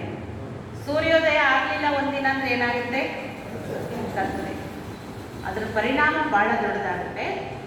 ಆದರೆ ನಾವು ಈ ಜಗತ್ತಿಗೆ ಬರುವಾಗ ಈ ದೇಹನ ತಂದಿಲ್ಲ. ಈ ಜಗತ್ತಿಗೆ ಬರುವಾಗ ದೇಹ ತಗೊಂಬಂದಿಲ್ಲ. ಇದನ್ನ ಹೋಗುವಾಗಲೂ ಯಾರು ತಗೊಂಡೋಗಲ್ಲ. ತಗೊಂಡೋಗಿದಾರ ಯಾರಾದ್ರೂ ಹೇಳಿ? ದೇಹ ತಗೊಂಡು ಹೋದ್ರ ಯಾರಾದ್ರೂ? ದೇಹ ಅಲ್ಲೇ ಬಿಟ್ಟು ಹೋದ್ರು. ಬರುವಾಗಲೂ ತಂದಿಲ್ಲ ಈ ದೇಹನ, ಹೋಗುವಾಗಲೂ ತಗೊಂಡು ಹೋಗಲ್ಲ. ಆದರೆ ಮಧ್ಯದಲ್ಲಿ ಇದೆ ನಾನು ಅಂತ ತಿಳ್ಕೊಂಡಿರೋದೇ ಕತ್ಲೆ.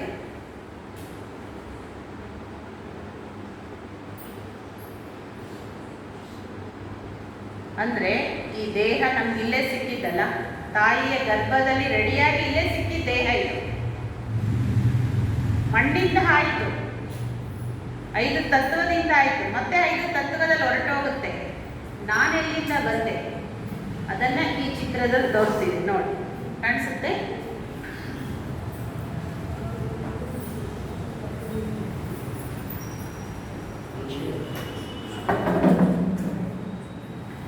ನೋಡಿ, ಇದು ನಾವಿರೋ ಪ್ರಪಂಚ.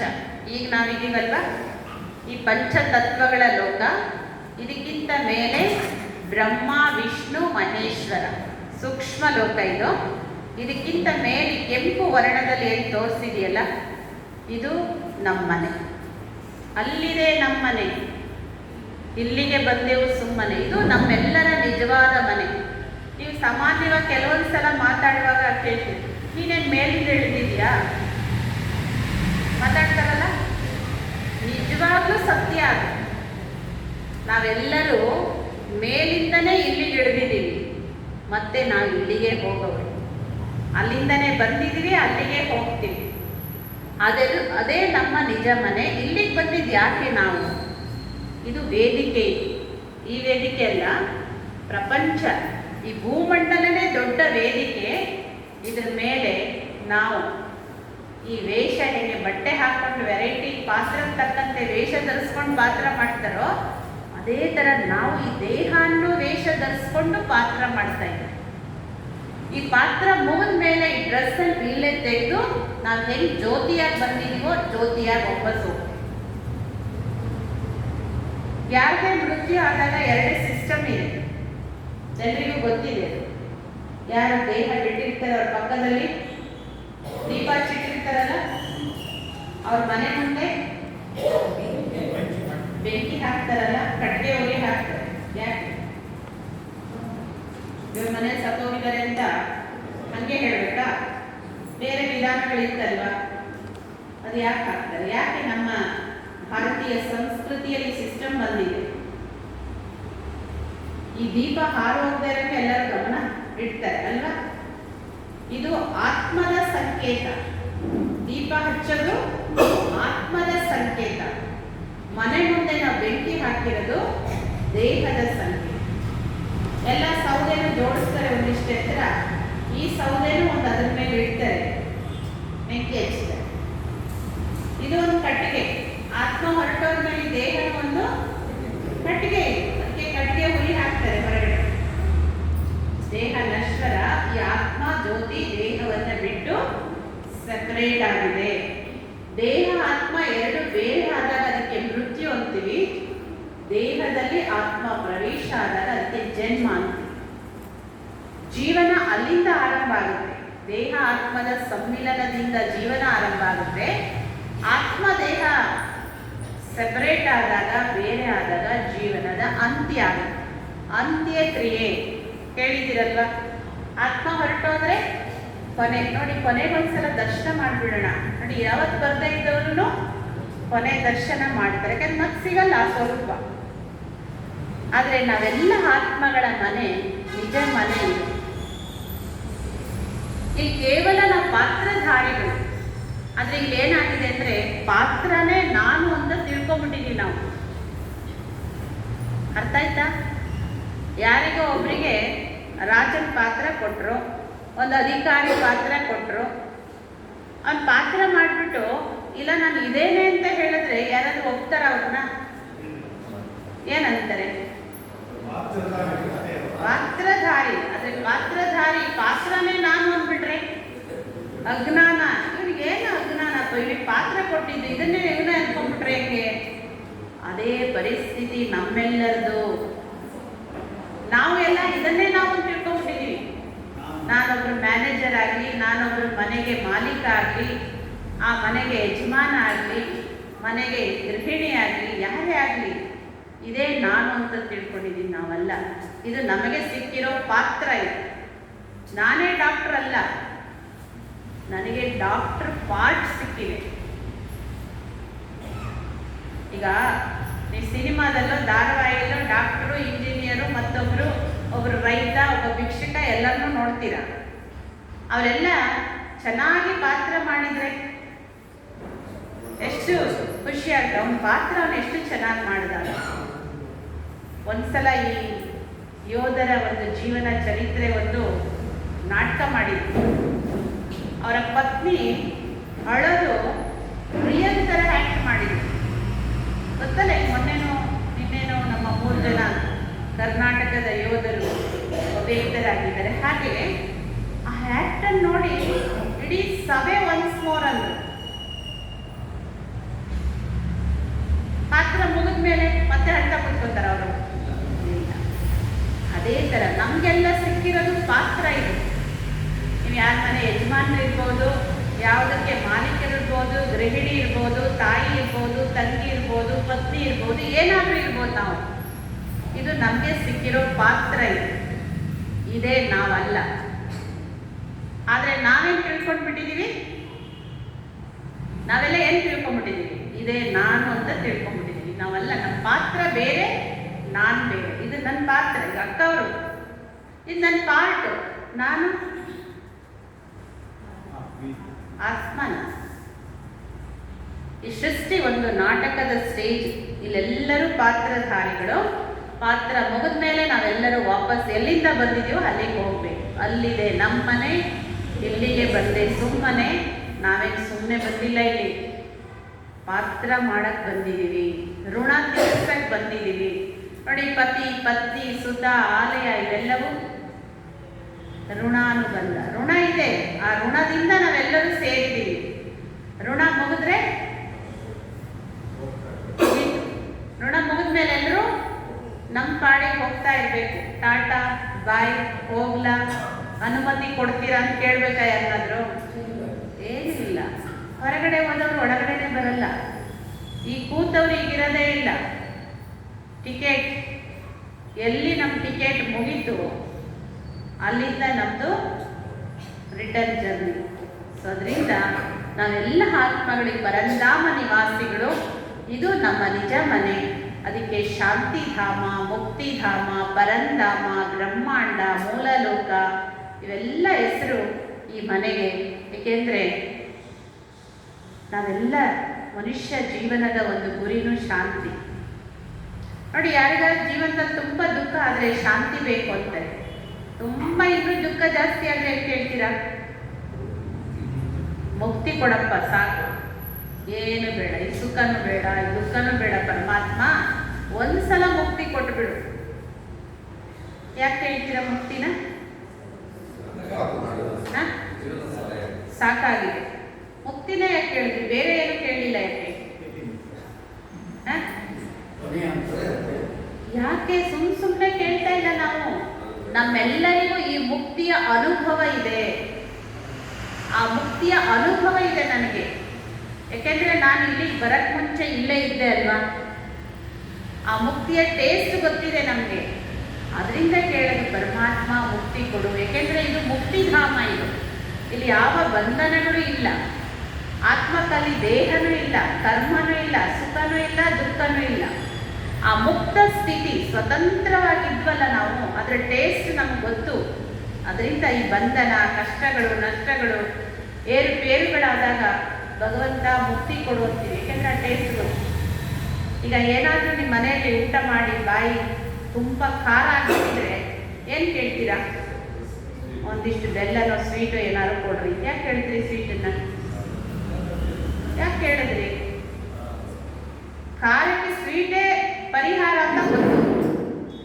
ಸ್ವೀಟನ್ನು ಮೊದಲು ಯಾವಾಗೋ ತಿಂದಿದ್ದೀರಿ, ಹೌದಲ್ಲ? ಅದಕ್ಕೆ ಕೇಳ್ತೀವಿ. ಅನುಭವ ಇದೆ. ಹಾಗೆ ನಮ್ಮೆಲ್ಲರಿಗೂ ಮುಕ್ತಿಯ ಅನುಭವ ಇದೆ. ಅದು ನಮ್ಮ ಮನೆ, ಅಲ್ಲಿಂದನೇ ನಾವು ಇಲ್ಲಿಗೆ ಬಂದಿರೋದು. ಇಲ್ಲಿ ಪಾತ್ರ ಮುಗಿಸಿ ನಾವು ಅಲ್ಲಿಗೆ ಹೋಗಬೇಕು. ಆದರೆ ಹೋಗ್ಬೇಕಾದ್ರೆ ಒಂದು ಕಂಡೀಷನ್ ಇದೆ. ಹಾಗೆಲ್ಲ ಮುಕ್ತಿಗೆ ಹೋಗೋದಾದ್ರೆ ಈ ದುಃಖದ ಜಗತ್ತಲ್ಲಿ ಯಾರು ಇರ್ತಾ ಇದ್ರು? ಎಲ್ಲರೂ ಟಿಕೆಟ್ ತಗೊಂಡು ಹೋಗ್ಬಿಡೋರು. ಹಂಗೆ ಹೋಗಂಗಿಲ್ಲ. ಇಲ್ಲಿಗೆ ಹೋಗೋಕ್ಕೆ ಒಂದು ಕಂಡೀಷನ್ ಇದೆ. ಸತ್ತವರೆಲ್ಲ ಇಲ್ಲಿಗೆ ಹೋಗಿಲ್ಲ ಯಾರು. One way system. ಅಲ್ಲಿಂದ ಬರ್ತಾ ಇದ್ದಾರೆ, ಇಲ್ಲಿಂದ ಯಾರು ಹೋಗಿಲ್ಲ. ಎಲ್ಲ ಇಲ್ಲಿ ಬಂದು ಜಮಾ ಆಗ್ತಾ ಇದ್ದಾರೆ.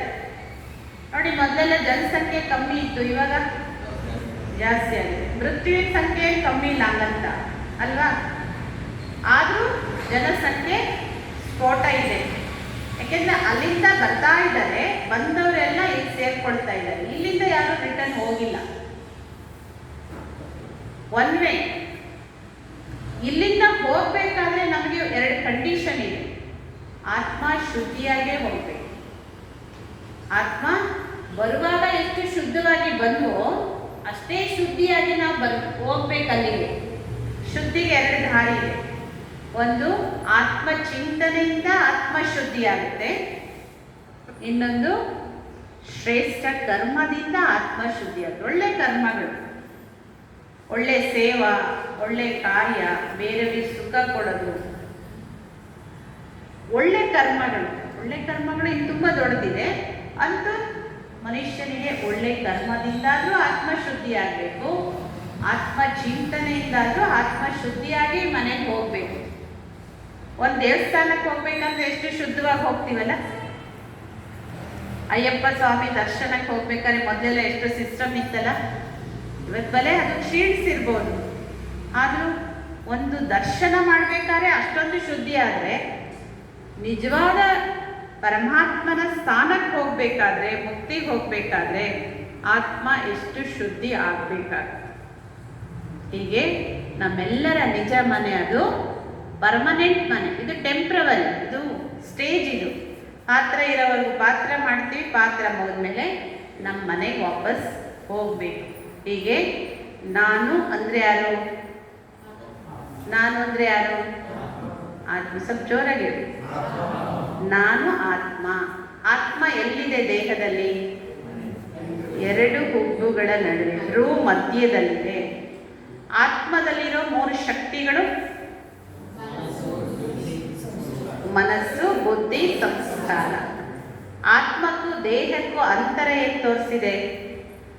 ದೇಹ ವಾಹನ, ಆತ್ಮ ದೇಹ ವಾಹನ, ಆತ್ಮ ಡ್ರೈವರ್, ಚಾಲಕ. ಅಥವಾ ದೇಹ ಮನೆ, ಆತ್ಮ ಮಾಲೀಕ. ದೇಹ ಪಂಜರ, ಆತ್ಮ ಪಕ್ಷಿ. ಇನ್ನು ತುಂಬ ಹೋಲಿಕೆ. ದೇಹ ರಥ, ಆತ್ಮ ಸಾರಥಿ. ದೇಹ ಮತ್ತು ಆತ್ಮ ಎರಡು ಬೇರೆ ಬೇರೆ.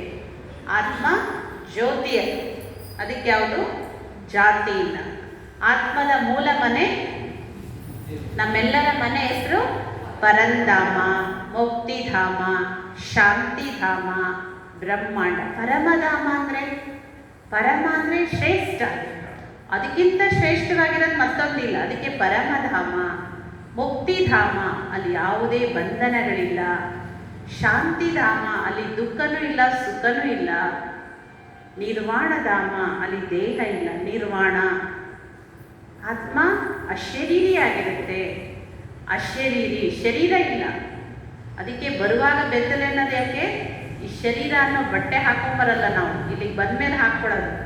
ಹೋಗುವಾಗಲೂ ಬೆತ್ತಲೆ, ಶರೀರ ಅನ್ನೋ ಬಟ್ಟೆನ ಇಲ್ಲೇ ಬಿಟ್ಟು ಜ್ಯೋತಿಯಾಗಿ ವಾಪಸ್ ಹೋಗ್ತೀವಿ. ಇದು ನಮ್ಮೆಲ್ಲರಿಗೂ ಒಂದೇ ಮನೆ.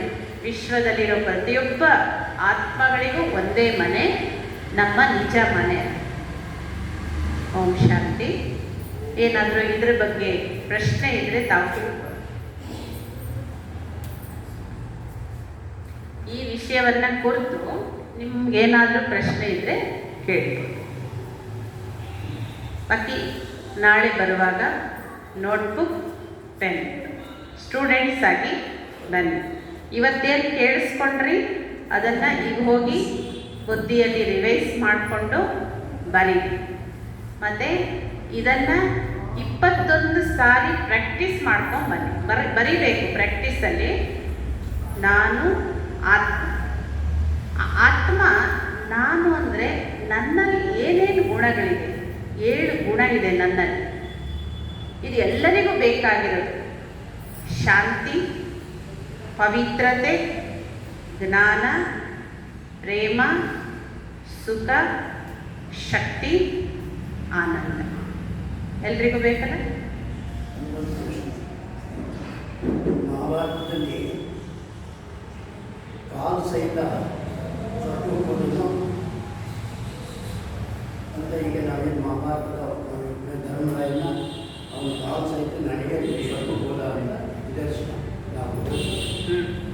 ಆಮೇಲೆ ಅವನೇನೋ ಹೇಳಿದ್ರಲ್ಲ, ಈ ವ್ಯಾಮೋಹ ಇದು ಕಟ್ಕೊಂಡು ಎಲ್ಲರೂ 6 ಜನ ನಡುವೆ ಹೋಗ್ತಾರೆ. ಎಲ್ಲ ಸತ್ತೋದ್ರಂತೆ, ಎಲ್ಲರೂ ಸತ್ತಾಗ ತುಂಬಿದ್ದಂತೆ ಭೀಮ ಸತ್ತಾಗ ಒತ್ಕೊಂಡು ಹೋಗ್ಬಿಟ್ಟು ಒತ್ಕೊಂಡು ನಡ್ಕೊಂಡು ಹೋಗ್ತಾನೆ. ಅವಾಗ ಪುರಾಣದಲ್ಲಿ ಈಗ ಬಂದಿದೆ. ಆಮೇಲೆ ವಿಷ್ಣು ಏನು ಮಾಡಿದಂದರೆ ಒಂದು ನಾಯಿ ಹೊತ್ಕೊಂಡು ಮುಂದೆ ಆಮೇಲೆ ನಾಯಿ ತಲೆಯ ಮನುಷ್ಯ ಉಟ್ಕೊಂಡು ಹೋಗ್ತಾರೆ. ಅವಾಗ ಅಭ್ಯಾಸ ನಾಯಿ ಸತ್ತ ಹೋಗ್ಬೇಕ. ಆಮೇಲೆ ಹೋಗಿ ಸ್ವರ್ಗದಲ್ಲಿ ಹೋಗಿ ನೋಡಿದಾಗ ಒಂದು ಕಡೆ ನರಕ, ಒಂದು ಕಡೆ ಸ್ವರ್ಗ. ಇವರೆಲ್ಲ ಮಕ್ಕಳೆಲ್ಲ ನರಕದಲ್ಲಿ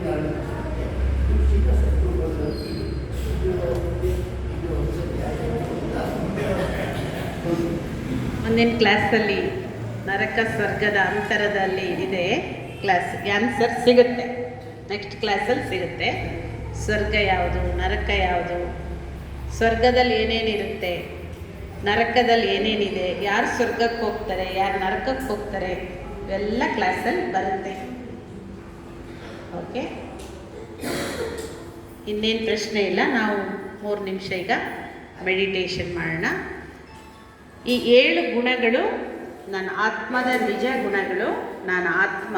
ಎಲ್ಲರಿಗೂ ಹೆಚ್ಚಿನ ಅಂಶ ಯಾರಿಗೆ ಓದು ಬರಹ ಬರುತ್ತೆ ಎಲ್ಲರೂ 21 ಸಾರಿ ನಾನು ಆತ್ಮ ಶಾಂತಿ ಸ್ವರೂಪ, ನಾನು ಆತ್ಮ ಶಾಂತಿ ಸ್ವರೂಪ, ಇದನ್ನು 21 ಬಾರಿ ಅದನ್ನು ಏಕಾಗ್ರವಾಗಿ ಕುತ್ಕೊಂಡು ಬರೀರಿ. ಸೊ ಅದನ್ನು ಫೀಲ್ ಮಾಡಿ, ನಾನು ಶಾಂತಿ ಸ್ವರೂಪ. ಆ ಶಾಂತಿ ಒಂದು ಶಕ್ತಿ ಅದು. Peace power, silence power. ಆ ಪವರನ್ನು ನಾವು ಫೀಲ್ ಮಾಡಲಿಕ್ಕೆ ಸಾಧ್ಯ ಆಗುತ್ತೆ. ಸ್ಟೂಡೆಂಟ್ಸ್ ಆಗ್ತೀವಿ ನಾವು, ಗೃಹಿಣಿ ಅದು ಇದು ಎಲ್ಲ ಇದೆಯಲ್ಲ, ಈ ಬಾಡಿ ಕಾನ್ಷಿಯಸ್ ಇಲ್ಲ ಇವಾಗ. ನಾವು ಎಷ್ಟೇ ಶ್ರೀಮಂತರಿರಲಿ, ಬುದ್ಧಿವಂತರಿರಲಿ, ವಿದ್ಯಾವಂತರಿರಲಿ, ಅದೆಲ್ಲದೂ ನನ್ನ ಆತ್ಮ ಇರೋದ್ರಿಂದ ತಾನೇ. ನನ್ನ ಆತ್ಮನೇ ಇಲ್ಲ ಅಂದರೆ ಅದೆಲ್ಲ ಎಷ್ಟು ಶೂನ್ಯ. ಆ ಆತ್ಮದಿಂದಲೇ ಇದೆಲ್ಲವೂ ಇರೋದು. ಸೊ ಅದನ್ನು ಪ್ರಾಕ್ಟೀಸ್ ತುಂಬ ಅವಶ್ಯಕ. ಒಬ್ಬರು ಮತ್ತೊಬ್ಬರನ್ನು ನೋಡುವಾಗಲೂ ಆತ್ಮ ದೃಷ್ಟಿಯಲ್ಲಿ ನೋಡಿ. ಇಷ್ಟು ದಿನ ನಾವು ನೋಡ್ತಾ ಇದ್ದಿದ್ದು ದೇಹನ, ಈಗ ಆತ್ಮವನ್ನು. ಮತ್ತು ಈ ಅಣ್ಣವರು ಯಾರು, ಈ ದೇಹ ಕಾಣಿಸುತ್ತೆ ನಮಗೆ, ಆ ದೇಹದ ಒಳಗಡೆ ಆತ್ಮ ಕಾಣಿಸುತ್ತೆ. ಇಷ್ಟು ದಿನ ಬರೀ ಬಾಹ್ಯ ರೂಪಗಳನ್ನು ನೋಡಿದ್ದೀವಿ, ಬಾಹ್ಯದ ಒಳಗಡೆ ಅಂತರ್ಶಕ್ತಿಯನ್ನು ನೋಡಿ. ಈಗ ದೀಪ ಎಷ್ಟೆತ್ತರ ದೀಪ ಇರ್ಬೋದು, ಎಂತೆಂಥ ಡಿಸೈನ್ ದೀಪ ಇರ್ಬೋದು, ನಮ್ಮ ದೃಷ್ಟಿಯಲ್ಲಿ ಹೋಗುತ್ತೆ ಜ್ಯೋತಿ. ಆ ಜ್ಯೋತಿ ನಾವು ಎಲ್ಲರೂ, ಮಕ್ಕಳು, ಮುದುಕರು, ಯುವಕರು, ದೇಹದಲ್ಲಿ ವ್ಯತ್ಯಾಸ, ಆತ್ಮ ಜ್ಯೋತಿಯಲ್ಲಿ ಏನೋ ವ್ಯತ್ಯಾಸ ಇಲ್ಲ. ನಾವೆಲ್ಲ ಜ್ಯೋತಿಗಳನ್ನು ಸ್ಮೃತಿಯಲ್ಲಿ ಒಬ್ಬರು ಮತ್ತೊಬ್ಬರನ್ನು ನೋಡುವಾಗ ಪ್ರಾಕ್ಟೀಸ್ ಮಾಡಿ. ಇನ್ನೊಂದು, ನಾವೆಲ್ಲ ಇಲ್ಲಿ ಆ್ಯಕ್ಟರ್ಸ್. ನನಗೆ ಸಿಕ್ಕಿರೋ ಪಾರ್ಟ್ ಇದೆ, ನಾನಲ್ಲ, ನನ್ನ ಪಾರ್ಟ್ ಇದೆ. ನನ್ನ ಪಾರ್ಟನ್ನು ನಾನು ಚೆನ್ನಾಗಿ ಮಾಡಬೇಕು. ನೀವು ತಂದೆನಾ, ತಂದೆ ಪಾತ್ರ ಚೆನ್ನಾಗಿ ಮಾಡಿ. ನೀವೊಂದು ಅಧಿಕಾರಿನ, ನಿಮ್ಮ ಪಾತ್ರ ಚೆನ್ನಾಗಿ ಮಾಡಿ. ತಾಯಿನ, ನಿಮ್ಮ ಪಾತ್ರ ಚೆನ್ನಾಗಿ ಮಾಡಿ, ನಿಷ್ಠೆಯಿಂದ ಮಾಡಿ. ಆವಾಗ ನಮಗಿನ್ನೂ ಒಳ್ಳೆ ಪಾತ್ರ ಸಿಗುತ್ತೆ. ಈಗ ಒಂದು ಡೈರೆಕ್ಟ್ರು ಒಂದೇ ಸಲ ದೊಡ್ಡ ಹೀರೋಯಿನ್ ಪಾರ್ಟ್ ಕೊಡ್ತಾರೆ ಯಾರಿಗಾದರೂ, ಚಿಕ್ಕ ಚಿಕ್ಕ ಪಾತ್ರ ಕೊಟ್ಟು ನೋಡ್ತಾರೆ ಇವರಿಗೆ ಎಷ್ಟು ಕೆಪಾಸಿಟಿ ಇದೆ ಅಂತ. ಹಾಗೆ ನಮಗೂ ಪರಮಾತ್ಮ ಈ ಪಾರ್ಟ್ ಏನು ಕೊಟ್ಟಿದ್ದಾರೋ ಇದನ್ನು ನಾವೆಷ್ಟು ನಿಷ್ಠೆಯಿಂದ ಶ್ರದ್ಧೆಯಿಂದ ಚೆನ್ನಾಗಿ ಮಾಡ್ತೀವೋ ಅವಾಗ ಇನ್ನೂ ಒಳ್ಳೆ ಪಾತ್ರ ಸಿಗುತ್ತೆ. ನಮ್ಮ ಪಾತ್ರ ಚೆನ್ನಾಗಿ ಮಾಡಿಲ್ಲ ಅಂದರೆ ಇನ್ನೂ ಒಳ್ಳೆ ಪಾತ್ರ ಹೇಗೆ ಕೊಡೋಕ್ಕಾಗುತ್ತೆ? ಅದರಿಂದ ನಾವೆಲ್ಲರೂ ಆ್ಯಕ್ಟರ್ಸನ್ನು ಸ್ಮೃತಿಯಲ್ಲಿ ನಾನು ಪಾತ್ರಧಾರಿ, ಇವರು ಪಾತ್ರಧಾರಿ, ಆ ಸ್ಮೃತಿಯಲ್ಲಿ ನೋಡೋ ಪ್ರಾಕ್ಟೀಸ್ ಮಾಡೋಣ ನಾಳೆ. ಈಗ ನಾನು 2 ನಿಮಿಷ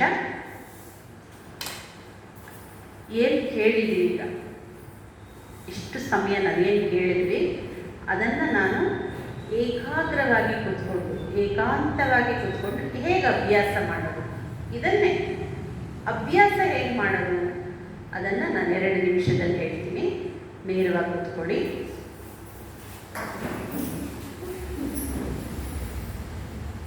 ಎಲ್ಲರೂ ಅಲರ್ಟ್ ಆಗಿದ್ದೀರಲ್ಲ? ಅಲರ್ಟ್ ಮೈಂಡ್ ಆ್ಯಕ್ಟಿವ್ ಆಗಿ, ನಿದ್ರೆ ಮೋಡು, ಹೊರಗಡೆ ಪ್ರಪಂಚದ ವಿಚಾರಗಳೆಲ್ಲ ತೆಗೆದು ಹಾಕಿ ಚುಕ್ಕಾಗಿ ಮನಸ್ಸನ್ನು ಆ್ಯಕ್ಟಿವ್ ಮಾಡಿ. ಈಗ ನಾವೇನಿದ್ರು ಸ್ವಚಿಂತನೆ, ಆತ್ಮಚಿಂತನೆಯನ್ನು ಮಾಡ್ತೀವಿ. ನೇರವಾಗಿ ಕುಳಿತು, ನಿಮಗೆ ಏಕಾಗ್ರ ಮಾಡಲಿಕ್ಕೆ ಕಣ್ಣು ಮುಚ್ಚಿದರೆ ಆಗುತ್ತೆ ಅಂದರೆ ಮುಚ್ಚಿ, ಇಲ್ಲ ಅಂದರೆ ನಿಮ್ಮ ದೃಷ್ಟಿಯನ್ನು ಇಲ್ಲೆಲ್ಲಾದರೂ ಒಂದು ಕಡೆ ಕೇಂದ್ರೀಕರಿಸಿ. ನಿಮ್ಗೆ ಎಲ್ಲಿ ಬೇಕು ಅಲ್ಲಿ ಕೇಂದ್ರೀಕರಿಸಿ. ನಿಮ್ಮ ದೃಷ್ಟಿ ಇಲ್ಲಿರುತ್ತೆ. ಮೆಡಿಟೇಷನಲ್ಲಿ ನಾನು ನಿಮ್ಗೆ ಏನು ಹೇಳ್ತಾ ಹೋಗ್ತೀನೋ ಅದನ್ನು ನೋಡ್ತಾ ಹೋಗಬೇಕು. ನಿದ್ರೆ ಮಾಡಬಾರ್ದು ಯಾರು. ನಿದ್ರೆ ಮಾಡೋಕ್ಕೆ ಮೆಡಿಟೇಷನ್ ಅಲ್ಲ ಇದು. ರಾತ್ರಿ ಮಾಡಿ ಮಲಗೋದು ಮುಂಚೆ ಮೆಡಿಟೇಷನ್ ಮಾಡಿ, ಆವಾಗ ನಿದ್ರೆ ಬರುತ್ತೆ, ಅದು ಬೇರೆ. ಇವಾಗ ಮನಸ್ಸು ಬುದ್ಧಿ ಎರಡನ್ನು ಚುರುಕಾಗಿಟ್ಕೊಂಡು ಅಂತರ್ಯಾತ್ರೆ ಹೋಗೋಣ. ನೇರವಾಗಿ ಕೂತ್ಕೋಬೇಕು. ಯಾವಾಗಲೂ ಯೋಗ ಸಾಧಕರು, ಶಾರೀರಿಕ ಯೋಗ ಇರಲಿ ರಾಜಯೋಗ ಇರಲಿ, ನಮ್ಮ ದೇಹದ ಏಕಾಗ್ರತೆ ಸ್ಥಿರತೆ ನಿಮಗೆ ನೀವು ಸಾಧ್ಯ ಆಗುತ್ತೆ ಅಂದರೆ ಕಣ್ಣು ತೆರೆದಿರಲಿ, ಇಲ್ಲ ಕಣ್ಣು ಮುಚ್ಚಿಕೊಳ್ಳಿ, ಅದು ನಿಮ್ಮ ಇಷ್ಟ. ಆದರೆ ನಾನು ನಿಮಗೇನು ಕಾಮೆಂಟ್ರಿ ಹೇಳ್ತಾ ಹೋಗ್ತೀನಿ, ಫಾಲೋ ಮಾಡ್ತಾ ಬನ್ನಿ. ಮನಸ್ಸನ್ನು ಬೇರೆ ಎಲ್ಲ ವಿಚಾರಗಳಿಂದ ಮುಕ್ತ ಮಾಡಿ ನಿಮ್ಮ ಉಸಿರಾಟ ಕ್ರಿಯೆ ಸಹಜವಾಗಿರಲಿ.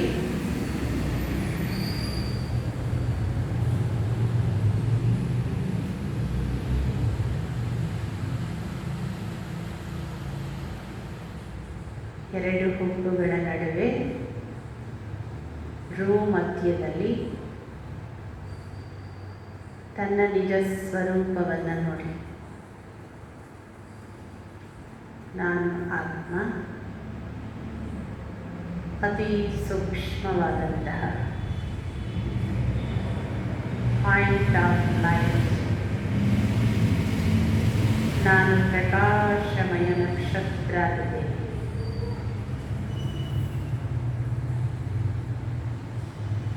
ಈ ದೇಹ ಬೇರೆ, ದೇಹವನ್ನು ಧರಿಸಿರುವಂತಹ ನನ್ನ ಆತ್ಮ ಬೇರೆ.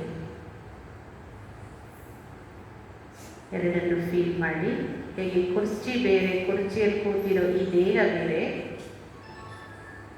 ಹಾಗೆ ಈ ದೇಹ ಬೇರೆ, ದೇಹದ ತ್ರಿಪುಟಿಯಲ್ಲಿ ಕುಳಿತಿರೋ ನನ್ನ ಆತ್ಮ ಬೇರೆ. ಈ ದೇಹವನ್ನು ಧರಿಸಿದ್ದೀನಿ, ದೇಹವನ್ನು ತ್ಯಜಿಸಿ ನಾನು ನನ್ನ ನಿಜ ಮನೆಗೆ ವಾಪಸ್ ಹೋಗ್ತೀನಿ. ಈ ದೇಹದಲ್ಲಿದ್ದೀನಿ, ದೇಹಕ್ಕೆ ಅಂಟಿಲ್ಲ, ಇದ್ದು ಇಲ್ಲದಂತೆ, ಅಂಟಿಯು ಅಂಟದಂತೆ ನಾನು ಈ ತ್ರಿಪುಟಿಯ ಮಧ್ಯದಲ್ಲಿ ಪ್ರಕಾಶಮಯವಾಗಿರೋ ಶಕ್ತಿ ನಾನು. ಈ ದೇಹವೆಂಬ ಮನೆಯ ಬೆಳಕು ನಾನು. ಈ ದೇಹವೆಂಬ ವಾಹನದ ಚಾಲಕ ನಾನು. ಹೇಗೆ ವಾಹನ ಬೇರೆ, ಚಾಲಕ ಬೇರೆ, ಹಾಗೆ ನನ್ನನ್ನು ನಾನು ಫೀಲ್ ಮಾಡ್ತಾ ಹೋಗಿ. ಮನಬುದ್ಧಿ ಸಂಸ್ಕಾರಗಳಿಂದ ಕೂಡಿರುವಂತಹ ಅಮರ ಜ್ಯೋತಿ ನಾನು. ನಾನು ಶಾಂತಿ ಸ್ವರೂಪ, ಪವಿತ್ರ ಸ್ವರೂಪ, ಜ್ಞಾನ ಸ್ವರೂಪ, ಪ್ರೇಮ ಸ್ವರೂಪ, ಸುಖ ಸ್ವರೂಪ, ಶಕ್ತಿ ಸ್ವರೂಪ, ಆನಂದ ಸ್ವರೂಪ ಆತ್ಮನೇ. ನಿಮ್ಮನ್ನು ನೀವೇ ಪ್ರಕೃತಿಯಲ್ಲಿ ನೋಡ್ತಾ ಹೋಗಿ. ಈ ಸಪ್ತ ಗುಣಗಳ ಸಪ್ತ ವರ್ಣದ ಕಿರಣಗಳು ನನ್ನ ಪ್ರಕೃತಿಯಿಂದ ನನ್ನ ನಾಲ್ಕು ಕಡೆಯೂ ಹರಡುತ್ತಾ ಇದೆ. ಕಿರಣಗಳ ಮಧ್ಯದಲ್ಲಿ ಬೆಳಗ್ತಾ ಇರ್ತಕ್ಕಂತಹ ಅಖಂಡ ಜ್ಯೋತಿ ನಾನು.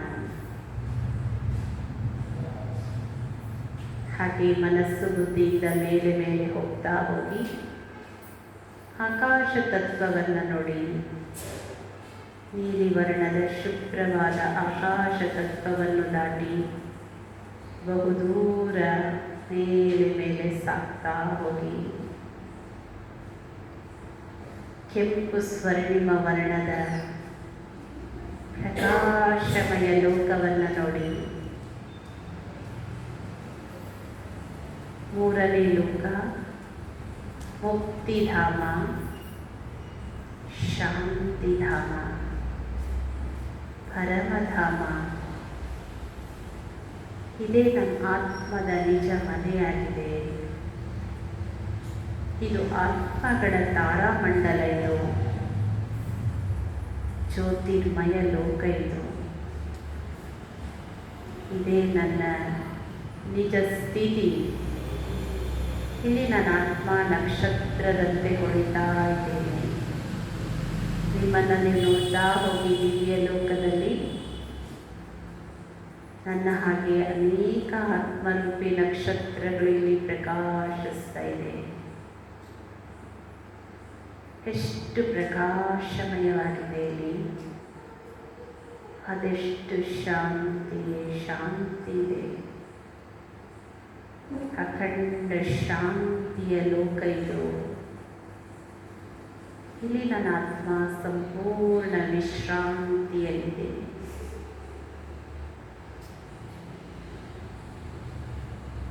ಹಾಗೆ ತನ್ನನ್ನು ತಾನೇ ದಿವ್ಯ ಲೋಕದಲ್ಲಿ ಶಾಂತಿಯ ಸ್ಥಿತಿಯಲ್ಲಿ ನೋಡ್ತಾ ಹೋಗಿ ಪರಿಶುದ್ಧ ಆತ್ಮ ನಾನು.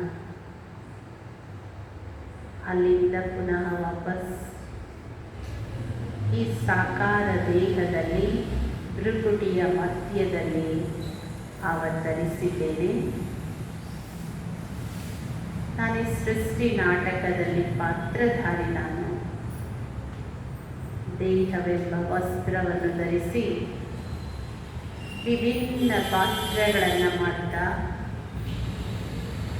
ಈಗ ನನ್ನ ಪಾತ್ರವನ್ನು ಮುಗಿಸಿ ಪರಿಶುದ್ಧ ಆತ್ಮಾಗಿ ನನ್ನ ಪರಮ ಪವಿತ್ರವಾದ ಮನೆಗೆ, ಮುಕ್ತಿಧಾಮಕ್ಕೆ, ಶಾಂತಿಧಾಮಕ್ಕೆ ತೆರಳಬೇಕಾಗಿದೆ.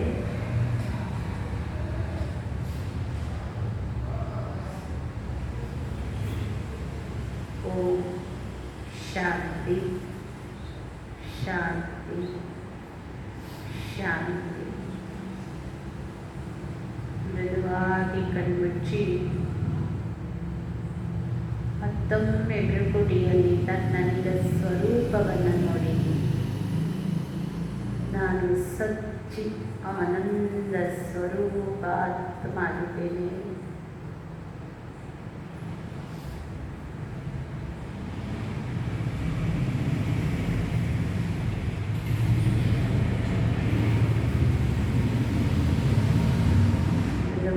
ಕಣ್ತೆರೆದು ನಿಮ್ಮ ಸಹಜವಾದ ಸ್ಥಿತಿಗೆ ಬನ್ನಿ.